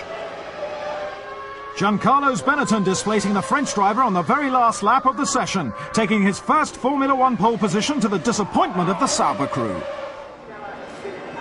The Italian's superbly driven and well-timed lap was met by tears of joy from his girlfriend, while Jean was not too disgruntled with 2nd on the grid. Race day and blue skies, the spectators are contented, as is Fisichella at the front. Buoyant Brazilian Barrichello starts a competitive 5th, whilst David Coulthard looks around in unfamiliar territory back in 14th. As the heat begins to rise, the Austrian-grand-prix is under starter's orders. Wheel spinning. Off the line with Alesi, not the start the French Sicilian wanted, as Häkkinen slips by to take 2nd. Now alongside Fisichella in 1st place going into turn 1. That's Takagi losing it on the approach, and he touches Tuero, and Herbert has to take avoiding action. Häkkinen is leading Schumacher. Diniz slides into his teammate and Coulthard. Salo attempts to recover and does a donut into David's front wing. DC's in for repairs, but Salo's race is over. With just 1 lap under yellow, the safety car pulls off and the race is on. Häkkinen leads, Michael Schumacher is 2nd, Fisichella is down to 3rd, Barrichello's up to 4th, and Alesi is 5th. On the outside as they run downhill approaching the turn, Schumacher is braking late, going for it, but runs offline, allowing Fisichella into 2nd. Heartbreak for Barrichello and team boss Jackie Stewart as Rubens retires with brake problems. Michael Schumacher is wasting no time and steals back 2nd off Giancarlo and is back in pursuit of Mika, cruising up to the back of the McLaren, now only 3/10 behind. David Coulthard is slicing his way through the field. Lap 16 and Frentzen has a problem. There's smoke pouring out of the back of his Williams and his Mechachrome is blowing up in spectacular fashion. Schumacher is closing in on Häkkinen. He runs wide, bouncing over the sand and losing his wing. Front row drivers Fisichella and Alesi are battling for 5th now, approaching Remus, and both are eliminated on the spot. Peter Sauber is not amused. A brilliant qualifying is wasted. Back on track with Jacques Villeneuve now, albeit temporarily, as he takes to the grass, but manages to keep it going. Mika Häkkinen is pushing his Bridgestone-shod McLaren to the limit, as his teammate Coulthard runs wide. A recovering Michael Schumacher is now up with brother Ralph, and they almost touch as they battle for 4th. A relieved Eddie Jordan. He doesn't give up though, with Ralph holding him out for a further 4 laps before Michael eventually dives down the inside and gets past. Only 5 seconds from Irvine. And Schumacher passes Eddie for third with only 3 laps to go. But it's Mika's day, taking his 5th win of the season. Coulthard coming from the back of the grid to second in an incredible drive. McLaren are jubilant. It was excellent victory. Team played a very important part of this race, and I think we made excellent tactics, and we had a one fuel stop race, and that was definitely ideal for me, and I was able to go flat out all the time. I did not have any problems really. Hakkinen and McLaren are back on top. Mika Häkkinen's win has put the brakes on Michael Schumacher's and Ferrari's amazing run of results, while Ralf Schumacher scores points again for Jordan in 5th. None of us would have expected that I would be so far back on the grid, but these conditions you have to be on the ball, and I wasn't, so I paid the price. The Austrian-grand-prix was characterised by some astounding comeback drives. Coulthard's 14th place grid slot meant that he was involved in some back-of-the-grid antics. Having got away with just a knock, I then had Mika Salo spin into my front wing, and I thought, God, I can't believe the way this race is going already. Tom Walkinshaw was unhappy with his team's performance, as was Mika Salo, whose race was ultimately finished at the 2nd corner. Well, if you are taken off from the race by your own team, you shouldn't be very happy about it. Coulthard managed to get back to the pits. He's got a new nose and a fresh set of tyres, quick 5,000 service, and he's on his way. I was very lucky that after getting involved in the 2nd corner accident that there was a safety car, because that allows me to change the wing and rejoin at the back of the pack. And I have to say, you know, a compliment to all the drivers that I overtook, because they were 100% fair.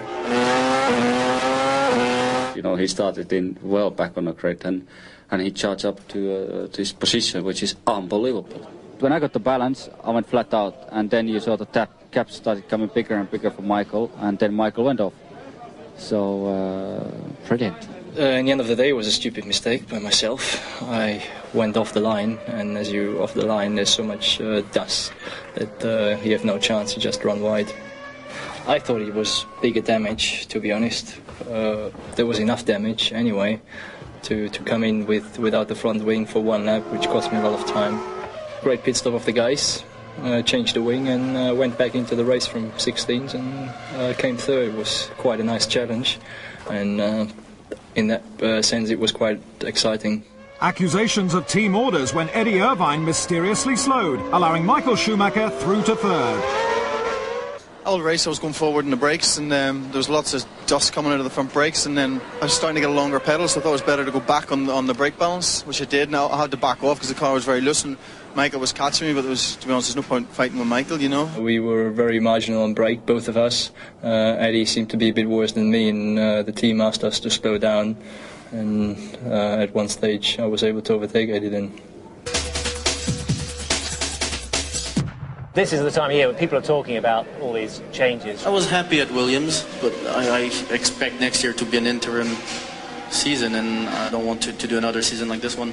Villeneuve announced that he's moving to British-American racing next season. There were a lot of positives. The people in the team are people I worked with in the past, and I know they can do a very good job. Michael Schumacher stays with Ferrari for $25 million. The most important reason is I haven't really finished my job. I want to be world champion together with Ferrari. What am I bid? 4 million, 4.5 million. It's a very stable and very good relationship we have between each other. However, what are Shinji Nakano's plans? Well, for the future, I don't know.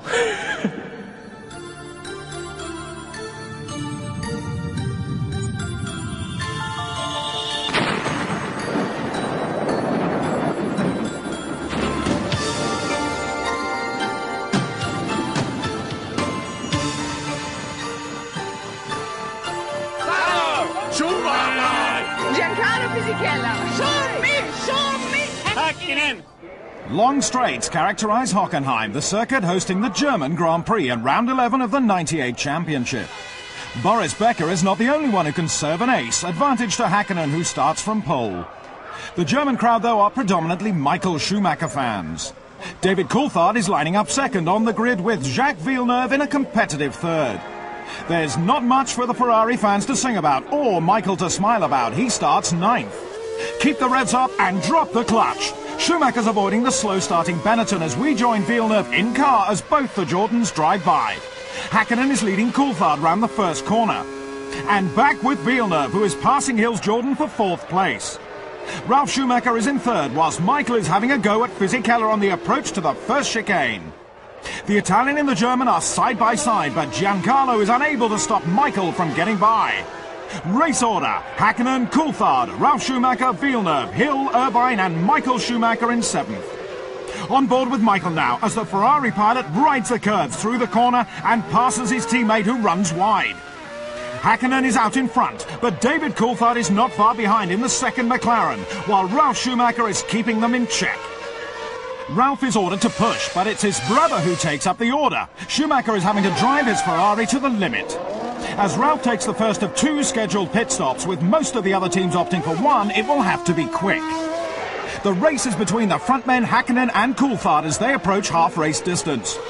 Lap 26, and Mika's in for his one and only stop. As the McLaren crew set to work, the Finn will be hoping that there are no problems. David is caught in traffic. That won't help him stay in front. It's the Scotsman's turn now, but he's overshot his garage, adding precious seconds to his stop.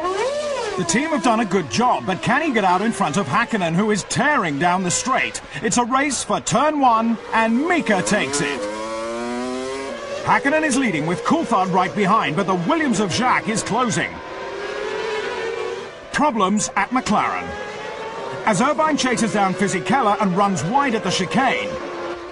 Hakkinen has to run his car lean, says Ron. Villeneuve clears his vision, keeping the pressure on the two McLarens, but it's the last lap and Mika wins. Coulthard is second and Villeneuve is third.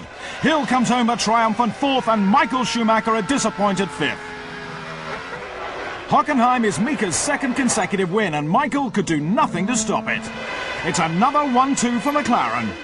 And a 5-6 for the Schumacher brothers. Adrian Newey has shown he's appreciated, whilst Mika gets a pat on the back and a thumbs up. But can McLaren keep it up? Hungary is basically opposite than Hockenheim. It is the circuit carrying a lot of downforce. So you need a very good power from your engine and good balance for your car. And we got it. Mika certainly has got it. McLaren score their fifth 1-2 of the season, while Villeneuve's first podium finish and Hill's maiden points push Michael Schumacher down to fifth and Ralf into sixth. After 11 rounds, Hakkinen has a 16-point lead over Schumacher, with Coulthard in third and Irvine in fourth. Wirtz and Villeneuve round off the top six. McLaren lead the Constructors' League with 118 points. Ferrari are second with 92, while Williams are back in fourth. Hockenheim saw one of the worst Grand Prix meetings of Michael Schumacher's career. It started poorly when he lost one of the practice sessions, spinning off on his first flying lap. It looks as though he must have hit a patch of dirt or something or other and just lost it. But I don't think the car's damaged. It's going to be unfortunate because we'll lose the first practice session. The Ferrari star's fortunes didn't improve in the second session when he had to pull off with engine problems, losing him set-up time and qualifying only ninth. The last two laps, both of them weren't clean. I had then to slow down in the last try to get another run, but then the tyre is not at their best anymore.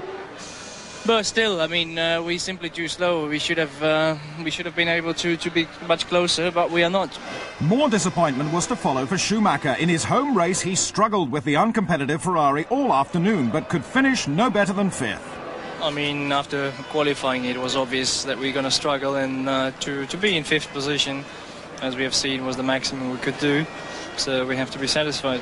McLaren had a problem of their own when not enough fuel went into Hakkinen's car at his pit stop. We had to get some fuel back, which we did by just changing the engine settings. It wasn't critical, but it was worth paying attention to. Just happy with the team performance again. Very good. Although slightly affecting Mika's performance, the Finn wasn't too concerned. I had some loss of power during the race. It did not influence too much for my driving, but definitely it made me worried a bit. Jacques Villeneuve had his best race weekend of the year at Hockenheim, qualifying third behind the two McLarens. In the race, he kept pace with Hakkinen and Coulthard and even pushed them towards the end. It was a champion drive that earned recognition from the other racers and gave Patrick Head reason to be confident. I think that's our first podium of the year, so it's certain improvement and not far behind, but we've got to build from here, and the target is to try and get back in and be a serious front competitor by the end of the year. Villeneuve was also encouraged. We're pointing our nose closer and closer to the front, and hopefully we'll smell the fresh air soon.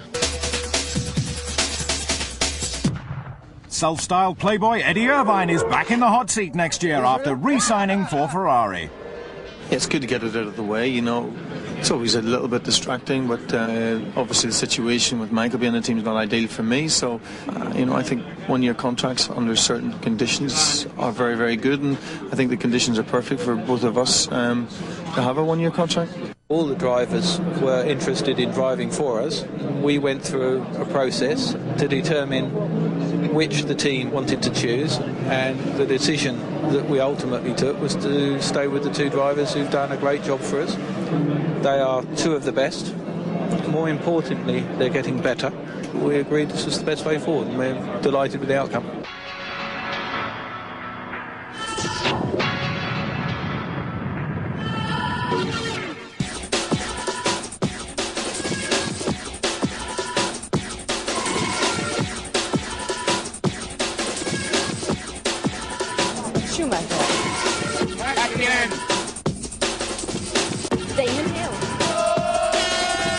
McLaren should walk it. The Hungaroring Budapest for the Hungarian-grand-prix. 3/4 of the way through the season now, and Mika Häkkinen starts round 12 with a 16-point lead in the title race and pole position. David Coulthard joins his teammate on the front row, whilst Michael Schumacher is half a second off the pole time and starts third. Countdown to the start, and off they blast. Häkkinen is away well. In car with Irvine, Schumacher is laying down the rubber. Down to turn one and the field filter through. Häkkinen leads, Coulthard is second, Michael Schumacher is third, Irvine is fourth, Hill is fifth and Villeneuve is sixth. Eddie Irvine is out early in the race with gearbox failure. No such problems for Schumacher, who is pressuring Coulthard for second. Lap 25 and Michael is pitting in for his first stop. DC has a wild moment as he negotiates a corner but manages to collect it. Schumacher's out of the pits but stuck in fourth place behind Villeneuve as Mika Häkkinen leads the Hungarian-grand-prix. Schumacher's past Villeneuve but now has Coulthard in his way. He's catching traffic, I want him in this lap. Pronti, tutti fuori, tutti fuori. Ross Brawn is deciding to try an alternative strategy by bringing his driver in early in an attempt to outsmart McLaren. It's a lightning stop. Ron Dennis is responding by calling Mika in early in a bid to keep track position. The McLaren pit crew are working as quickly as they possibly can, but will it be quick enough? Schumacher's flying down the straight, being willed on. And he's through into first position to the cheers of his team. Mika is now second and David Coulthard is third. It's all gone wrong for Dennis and McLaren, but the crowd are happy. The race is not over yet. Schumacher needs to pit again, but the McLarens can run to the end. Jean Todt is clearing the way with the help of Eddie Jordan and Ralf Schumacher as Michael storms round. Lap 52 and on board with the German. He tries too hard, running wide and losing time, but no damage done. Häkkinen is lapping slower and holding up teammate Coulthard, the Scotsman eventually getting past. Mika has radioed in. He has a serious handling problem with his car. Lap 62 and Schumacher has a 29-second lead as he comes in for his final pit stop. The mechanics are working flat out to get the double world champion out in front of the McLaren. Michael exits the pits in first place with 5 seconds in hand over the chasing David Coulthard. Jacques Villeneuve is now passing the wounded McLaren of Mika. The best place is on the straight. Advice for Hill, who is passing Häkkinen and is now up to fourth. Michael Schumacher is lapping the stricken McLaren and goes on to take the checkered flag and his 5th win of the year. Joy at Ferrari. David Coulthard comes home second. An astounding win for the Ferrari ace. I mean, you dream about the ideal result, and that was one of the dreams I had, but the maximum I was thinking to achieve was being first and make a second. What happened today is absolutely ideal for the championship. Ideal indeed, as Michael washes away the trials of the last couple of races. Villeneuve and Williams are back on form with their second successive podium. Jordan are also improving with Damon Hill. Despite his problems, Häkkinen finishes in 6th. The outcome of the Hungarian Grand Prix could prove crucial at the end of the year. Mika Häkkinen was the fastest driver on the circuit all weekend until a mysterious handling problem developed in his McLaren. Mika, now lapping a couple of seconds slower, fell back into the clutch of the pursuing field, losing position after position until he had fallen to 6th place. Got a technical problem in the car. Front end of the car was impossible to drive, but I will tell you a little bit later. I got to speak to the team first and I come back, yeah? Ron Dennis was unable to explain Mika's problem. Possibly a differential failure, possibly a front shock absorber, or something else. But on about 5 laps after his first pit stop, the problem materialised and he just coped as best as he could. After the start, it didn't look like there was any chance to get by. We then optioned a 3-stop strategy, which initially seemed to be the wrong thing because I was behind Jack. The 2 guys came out in front of me after their pit stop, which was supposed to be the other way around. I was supposed to be in front of them.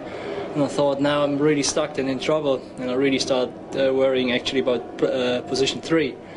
But then the race developed in a way where I thought as well, it's still a long way to go.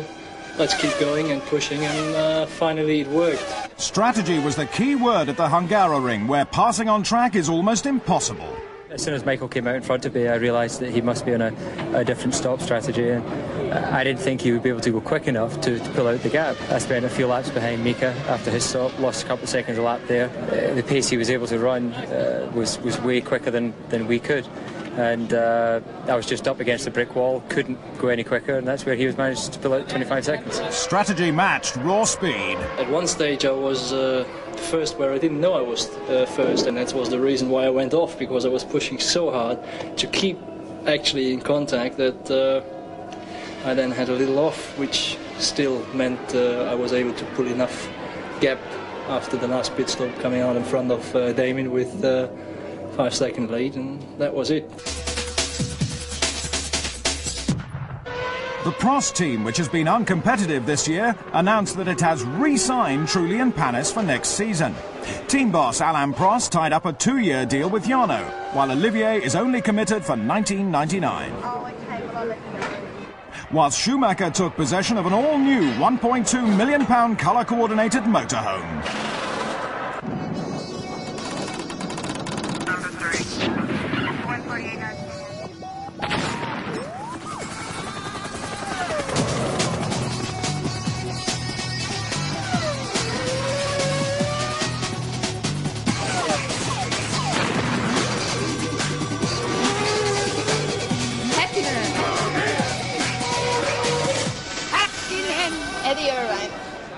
Belgium and the Spa-Francorchamps circuit for round 13. Conditions are far from ideal, but someone with a clear track in front of them is Mika Häkkinen starting in pole. Coulthard is lining up beside him in second, while a storming lap by Damon Hill places him third on the grid. Schumacher starts in fourth, but with 4 wins here and a wet track, it looks good for him. The circuit is drenched as they peel off the grid. Hill is getting a bad start. Häkkinen is leading the charging pack down to La Source, while Coulthard is being passed by Villeneuve. Jock's clear about what he wants. Not so clear, though, is Eddie Irvine's view from the cockpit. Racing down the hill, and Coulthard's out of shape, bouncing off the barrier and across the accelerating field. There's a chain reaction. The drivers with nowhere to go but into each other. Complete mayhem, wheels and debris flying in all directions. Norbert Haug is visibly shocked as thankfully all the drivers vacate their wrecks unaided. 12 cars are involved, including both Prost and Barrichello, as the drivers run back to the pits to prepare for the restart. 18 of the 22 drivers are back on the grid in their spare or repaired cars. Leaving the grid for the second time, Hill has a much better start, and he's alongside Häkkinen into the first corner. And he's through to first place. While Schumacher takes a tight line, squeezing Häkkinen. They've touched, and Mika is spinning, and that's Herbert. They're both out. Schumacher in third is right with teammate Irvine approaching Lecombe. And he's through to second, and now chasing Hill. DC and Wirtz are caught in the gravel trap. Behind the safety car, the positions are Hill at the front, Michael Schumacher is second, Irvine is third, Alesi is fourth, and Villeneuve is fifth. David has rejoined, but at the tail of the field. As the safety car pulls off, Damon Hill and Michael Schumacher reacquaint themselves with the fight for first. Eddie Irvine is out of third and losing his wing, another victim of the atrocious conditions. Michael Schumacher is on the outside of Hill in a brave move around Blanchimont. Into the bus stop, and the Germans through into the lead. Conditions are deteriorating as Hill has a hairy moment lapping Trulli. Out of contention is DC. Out of the mist and coming up to lap the McLaren is Schumacher, who has zero visibility. Jean Todt is requesting cooperation and gets it. Behind the wall of spray, Schumacher follows closely, too closely, and he's rammed the back of the McLaren, losing the right front of his Ferrari. Panic in the pits, but there's nothing they can do as Michael pulls in to retire, followed by Coulthard. The furious Ferrari driver is on his way to the McLaren garage to have a word with DC, but his team are holding him back, trying to keep him at a safe distance this time.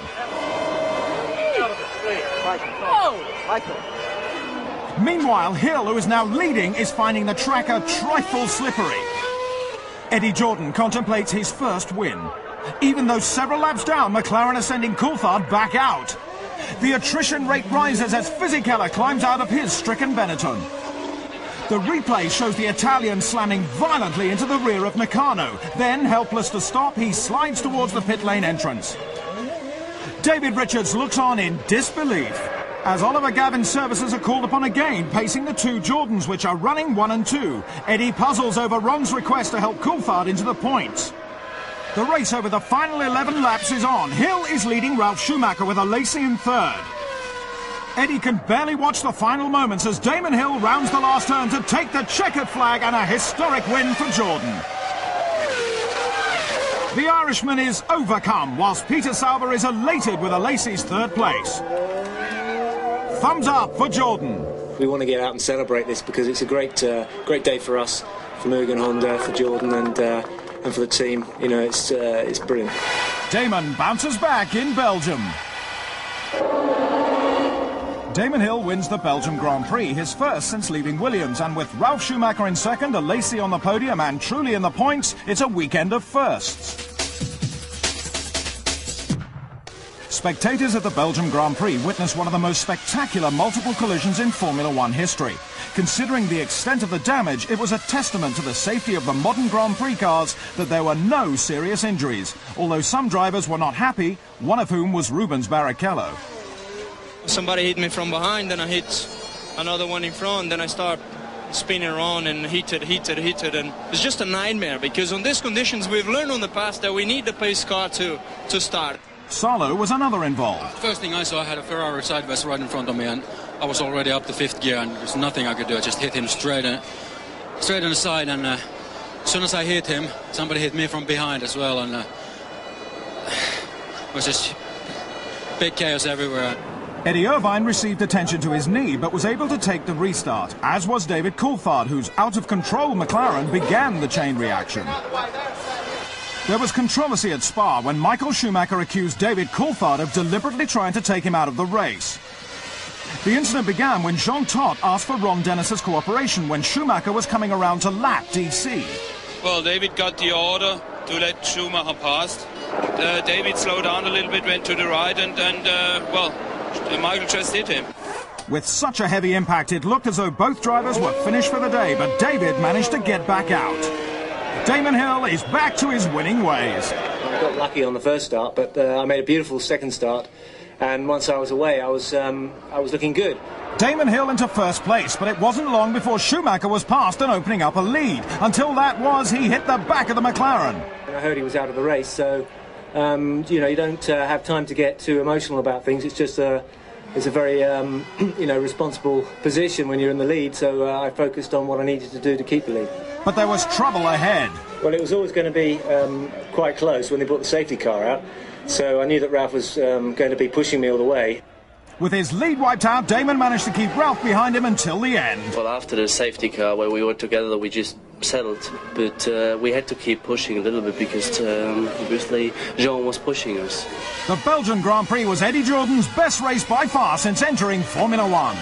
I wanted to make sure that the team finished 1-2, and that was the way we tried very hard to play very fair in this business, and they pushed each other very hard, but 1-2 is something quite remarkable.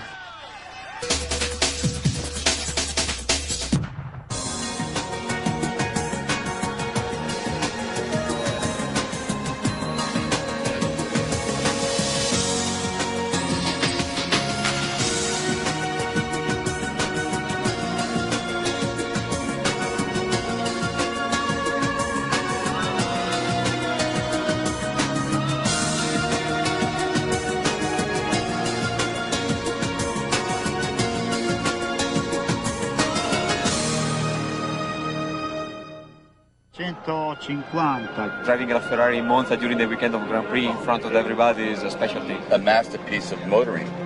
Yeah, it's wonderful to be here at Monza.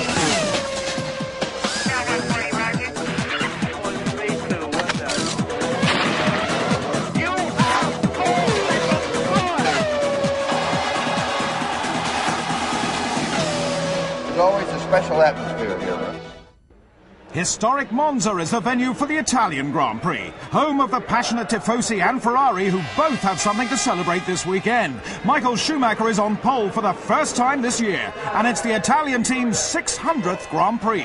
Jacques Villeneuve lines up beside the German on the grid in second, whilst Mika Hakkinen could only manage third on a drying track. Apprehension mounts as the 22 drivers wait for the signal to go. Mika is off the grid well and is moving to the front. But an appalling start for Schumacher, who is dropping from first to fifth. Racing down to the first chicane, Hakkinen is leading the tightly packed field. Frentzen is taking to the grass, but they're all through safely. Schumacher is recovering, taking a position back from Villeneuve and moves up to fourth.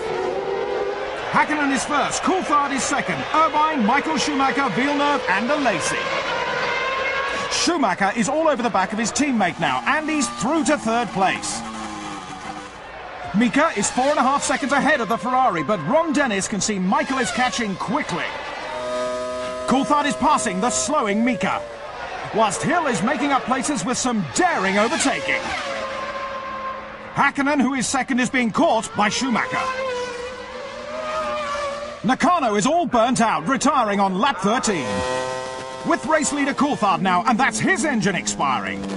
He's pulling off the circuit, leaving a wall of smoke. Hakkinen is blind as he navigates his way through.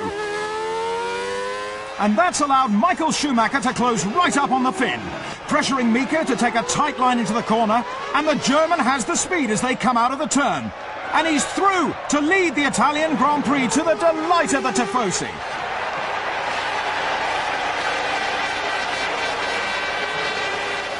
Lap 31, and Ferrari prepare for Schumacher's one and only pit stop of the race. With a 9-second lead on Hakkinen, he will come out in second, but Mika still has to pit. Lap 34, and leader Hakkinen is suffering a handling problem. Pitting in now, his team have the opportunity to rectify it.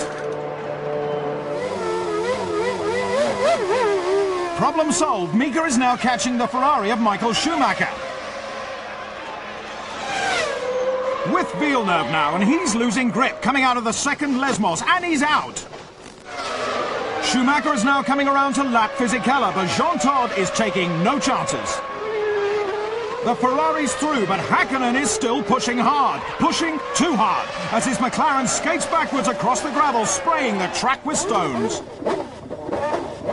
Mika has managed to keep the engine alive, but the spectators have other reasons to cheer. Their man, Schumacher, now has an unchallenged lead as Hakkinen resumes.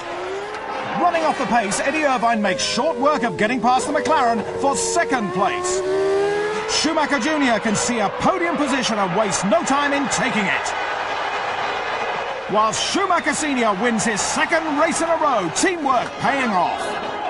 For quite a number of laps we were challenging each other. And then there was this tremendous engine blow, so we had both really to slow down a big time.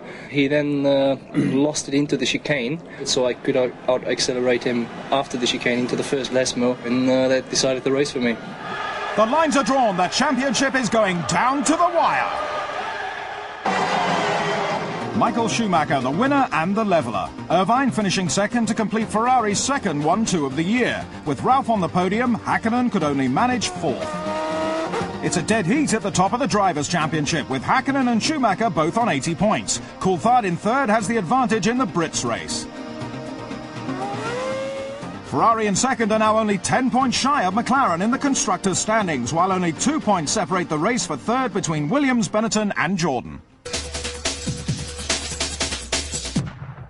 After beating Michael Schumacher off the grid, Mika Häkkinen managed to keep the Ferrari driver at bay in the early stages. But it wasn't long before the German was right behind Mika, hounding him for second position. However, David Coulthard's Mercedes blew just ahead of the sparring pair, creating a smokescreen. Michael Schumacher explains.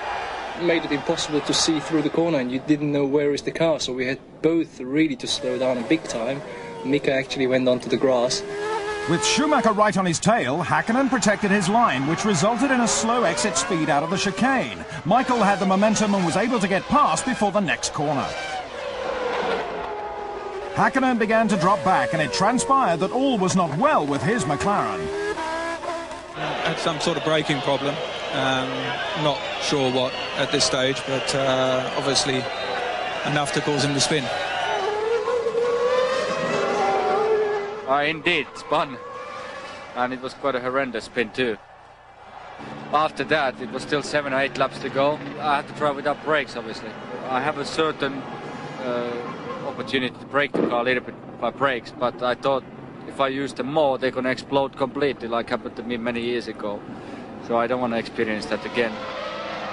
Australia, 1994. Mika's brakes failed on his McLaren, and although he emerged unscathed, it was an experience he won't forget. So I have to brake with the gears all the time, and it was just a not pleasant moment to drive the Formula 1 car without brakes. Even without the use of his brakes, Mika still managed to bring his McLaren home in 4th place, which means the prospect of an exhilarating finale. Last time I think I said it's going to be exciting to end the season. I think it's definitely getting now exciting. Johnny Herbert had a torrid weekend when he spun off on lap 13 through no fault of his own. When I spun, I had a problem with, I found some pliers. They're actually laying inside the car. Unhappy at Sauber, Johnny is looking forward to driving for Jackie Stewart next season. Also announced this week was the signing of Champ Cars champion Alex Zanardi by Williams for 1999. The Italian drove for Lotus before moving to the US-based series, where he's been very successful.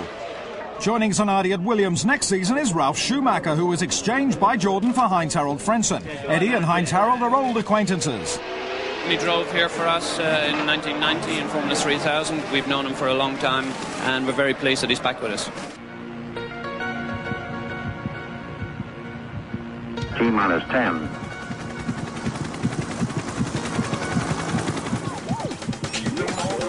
Lift off. Lift off.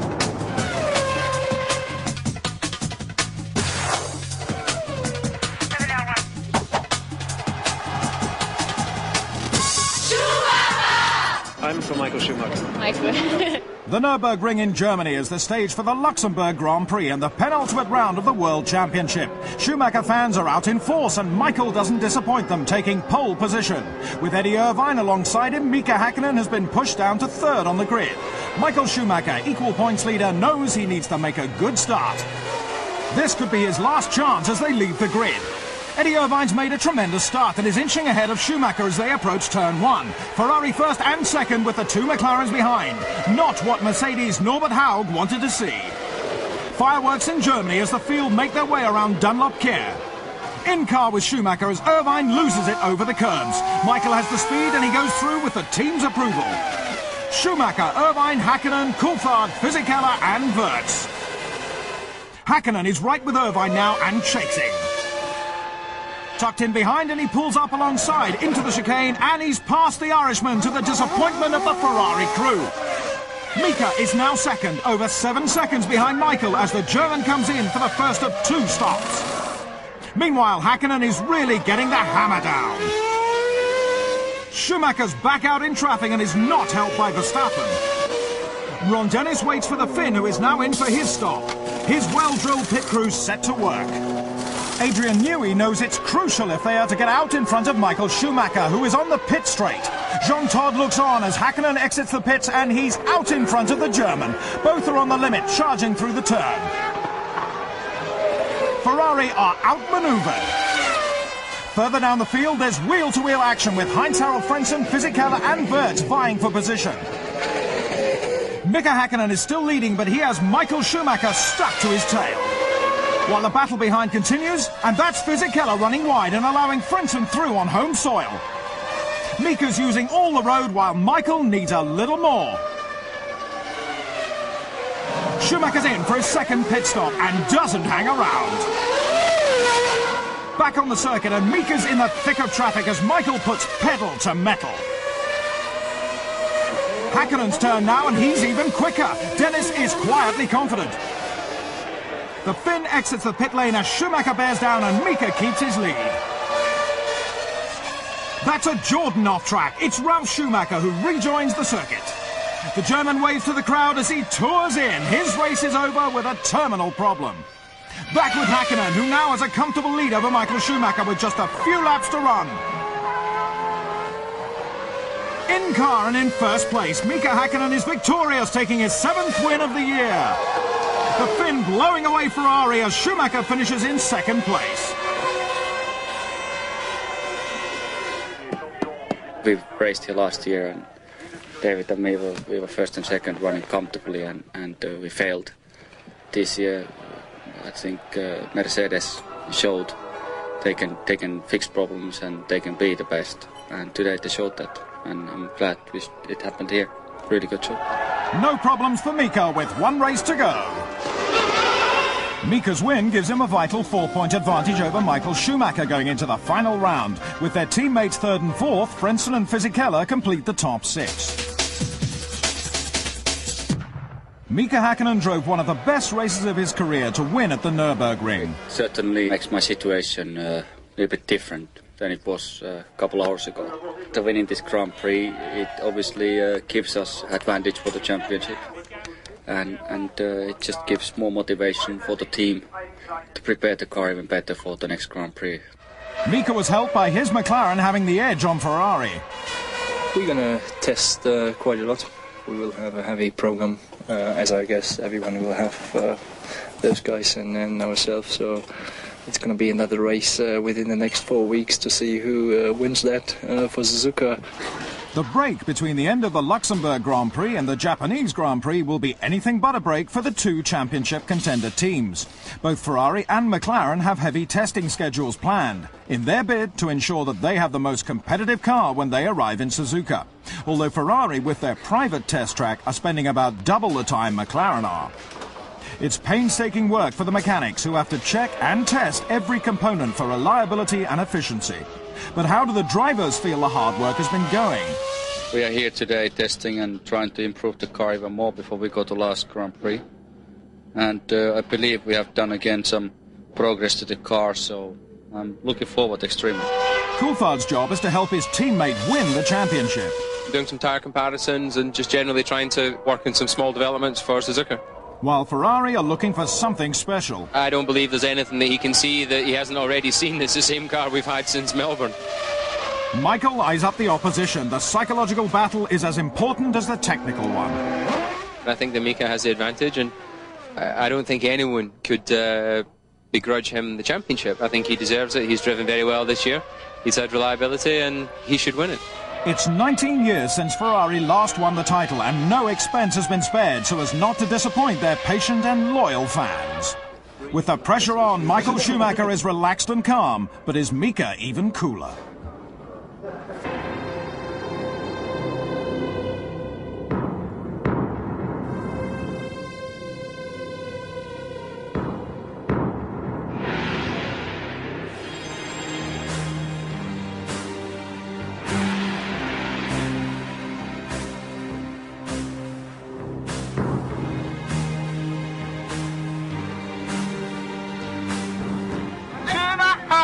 would say Mika.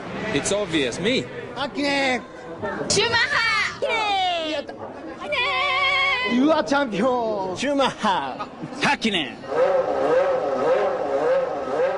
Well, I can tell you Mika's the coolest person in the team at the moment. I'm in awe of his self-control. That's what is the intention to target, to come here like a normal race, but obviously it's not. But now it's a very important race weekend, so many things may happen. We needed to find a second anyway. We have found here and there some time. Whether it's enough, we will see. With the build-up over, it's time for business. The Japanese Grand Prix at Suzuka is the venue for the final and deciding round of the FIA 1998 Formula One World Championship. A truly international series as the contenders shake on a fair race. Mika Hakkinen starts behind this man, Michael Schumacher. The drivers are lined up on the grid and Mika is eager to get away, but the start is aborted. The team's nerves are on a knife edge as the pit crews prepare the cars for the restart. Truly as the offender, he'll start at the back. And that's Michael Schumacher. There's a problem. He stalled his engine. Norbert Haug checks the procedure. Schumacher can't believe it. He knows the consequences, as does Ferrari boss Luca Di Montezemolo. There are mixed emotions as the drivers wait for the restart. The track marshal stands in front of Michael Schumacher's car as the grid leads for their second formation lap. The Ferrari driver will have to wait before joining the back, where he will start the Japanese Grand Prix. Under starter's orders, and Mika Hakkinen takes the initiative, blasting off the grid. In car with Coulthard as Eddie Irvine and Heinz-Harald Frentzen get past. Hakkinen leads the field around the first curve as Schumacher charges from the back. Race order: Mika Hakkinen, Eddie Irvine, Heinz-Harald Frentzen, David Coulthard, Jacques Villeneuve and Damon Hill. And that's Schumacher on the attack, taking position after position off his fellow racers. Jean Todt keeps an eye on his progress as Michael passes his brother Ralph for 7th on lap 4. The going will be slow from here though, with the pack fighting their own race. Mika's still out in front and pulling away, as Schumacher has trouble passing his old adversary Damon Hill, who is fighting with Villeneuve. Damon's in for his pit stop as teammate Ralph pulls out of the race with a blown engine on Mugen's doorstep. Michael's now up to 6th and is pressuring Villeneuve for 5th place. He's got the speed out of the corner and passes with ease. Lap 17 and Hakkinen's in for his first stop. It'll have to be a quick one to get out in front of Irvine. And it is! The Finn is rejoining the circuit in front of the Irishman and retains his first place. The pit crew doing what they needed to. Schumacher is pushing, setting fastest laps. That mistake shouldn't cost him too much time. Back with Hakkinen, who's cruising at the front. Tuero's leaving his braking late, and into Takagi, throwing debris in all directions. In car with Michael as he passes the expensive Rex and onto the pit straight where his team wait anxiously. Schumacher's right behind Irvine now, and that's his tyre exploding. Surely his race is over. McLaren can't believe it as Michael Schumacher pulls off the circuit and onto the grass. Ferrari can't hide their feelings, neither can McLaren. Michael's 1998 championship is over. But the race isn't. Mika's still charging. Tyres smoking as 5th place Hill chases Frentzen for 4th with Villeneuve just behind. Number 1 driver Mika Hakkinen comes round to win the Japanese Grand Prix and the Drivers' World Championship in style, with Irvine bringing the lone Ferrari home in 2nd. But they're still racing for 4th position as Damon dives down the inside of Frentzen's Williams at the last corner of the race, putting one over on his 1999 teammate to give the Jordan team 4th place in the Constructors' title. Hakkinen fans are ecstatic, as is his wife Eija. I don't know where to start to tell my feelings. Since starting Formula 1 91, it has been a fight every year. It took a while, it took quite a long time, and now it happened. And looking all those times back, what we have done together and what we have achieved together in the past, you can be happy about it. Because there has been such a hard work for everybody. Here we are, we won the championship. The hard work paying off as Mika, McLaren and Mercedes bathe in the glory.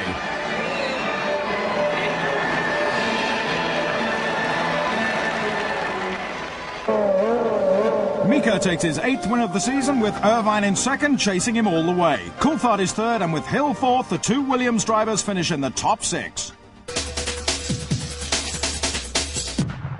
All the red lights came on, and I knew when they go off, you have to go for it.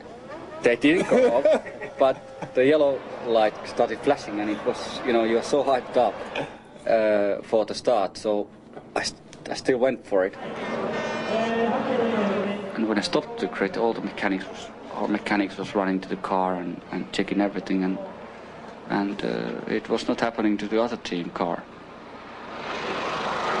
I was sitting in a car and I was looking my engineers what they were doing to the engine and in situation where we were, because the temperatures get really, really hot in a car, and you can feel it yourself, the heat coming from the engine. And that makes me understand, what our boys did again, our mechanics.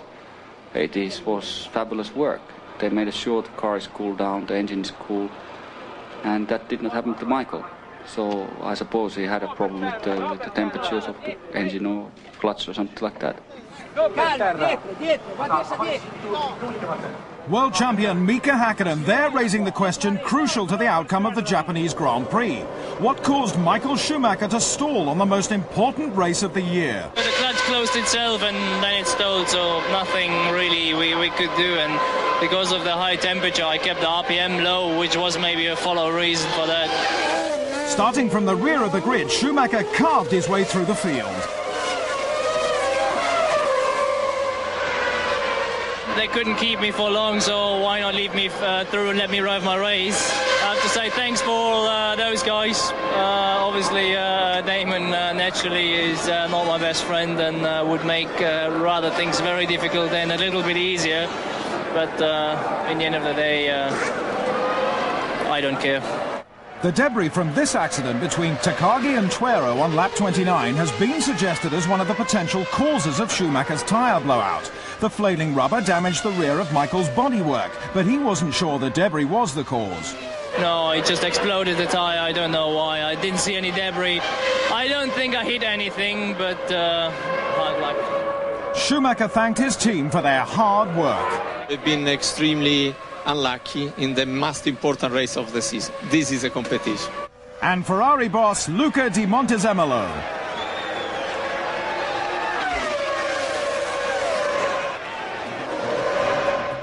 The final driver standing shows that Mika Häkkinen beat season-long rival Michael Schumacher by 14 points to win the championship.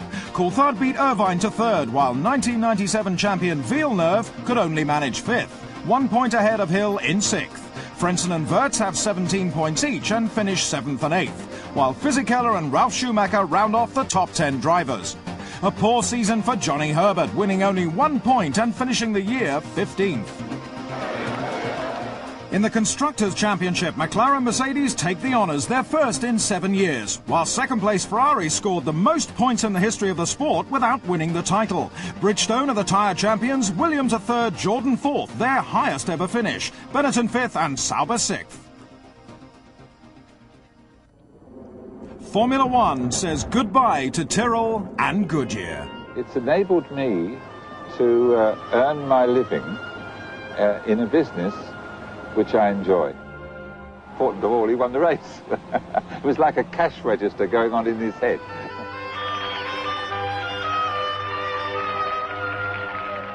I wouldn't like to have to stop doing it. Well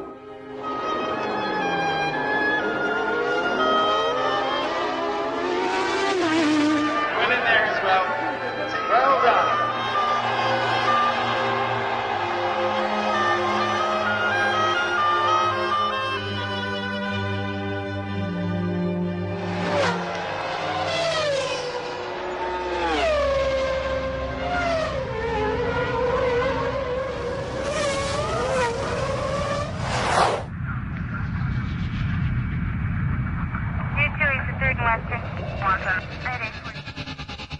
We could do it.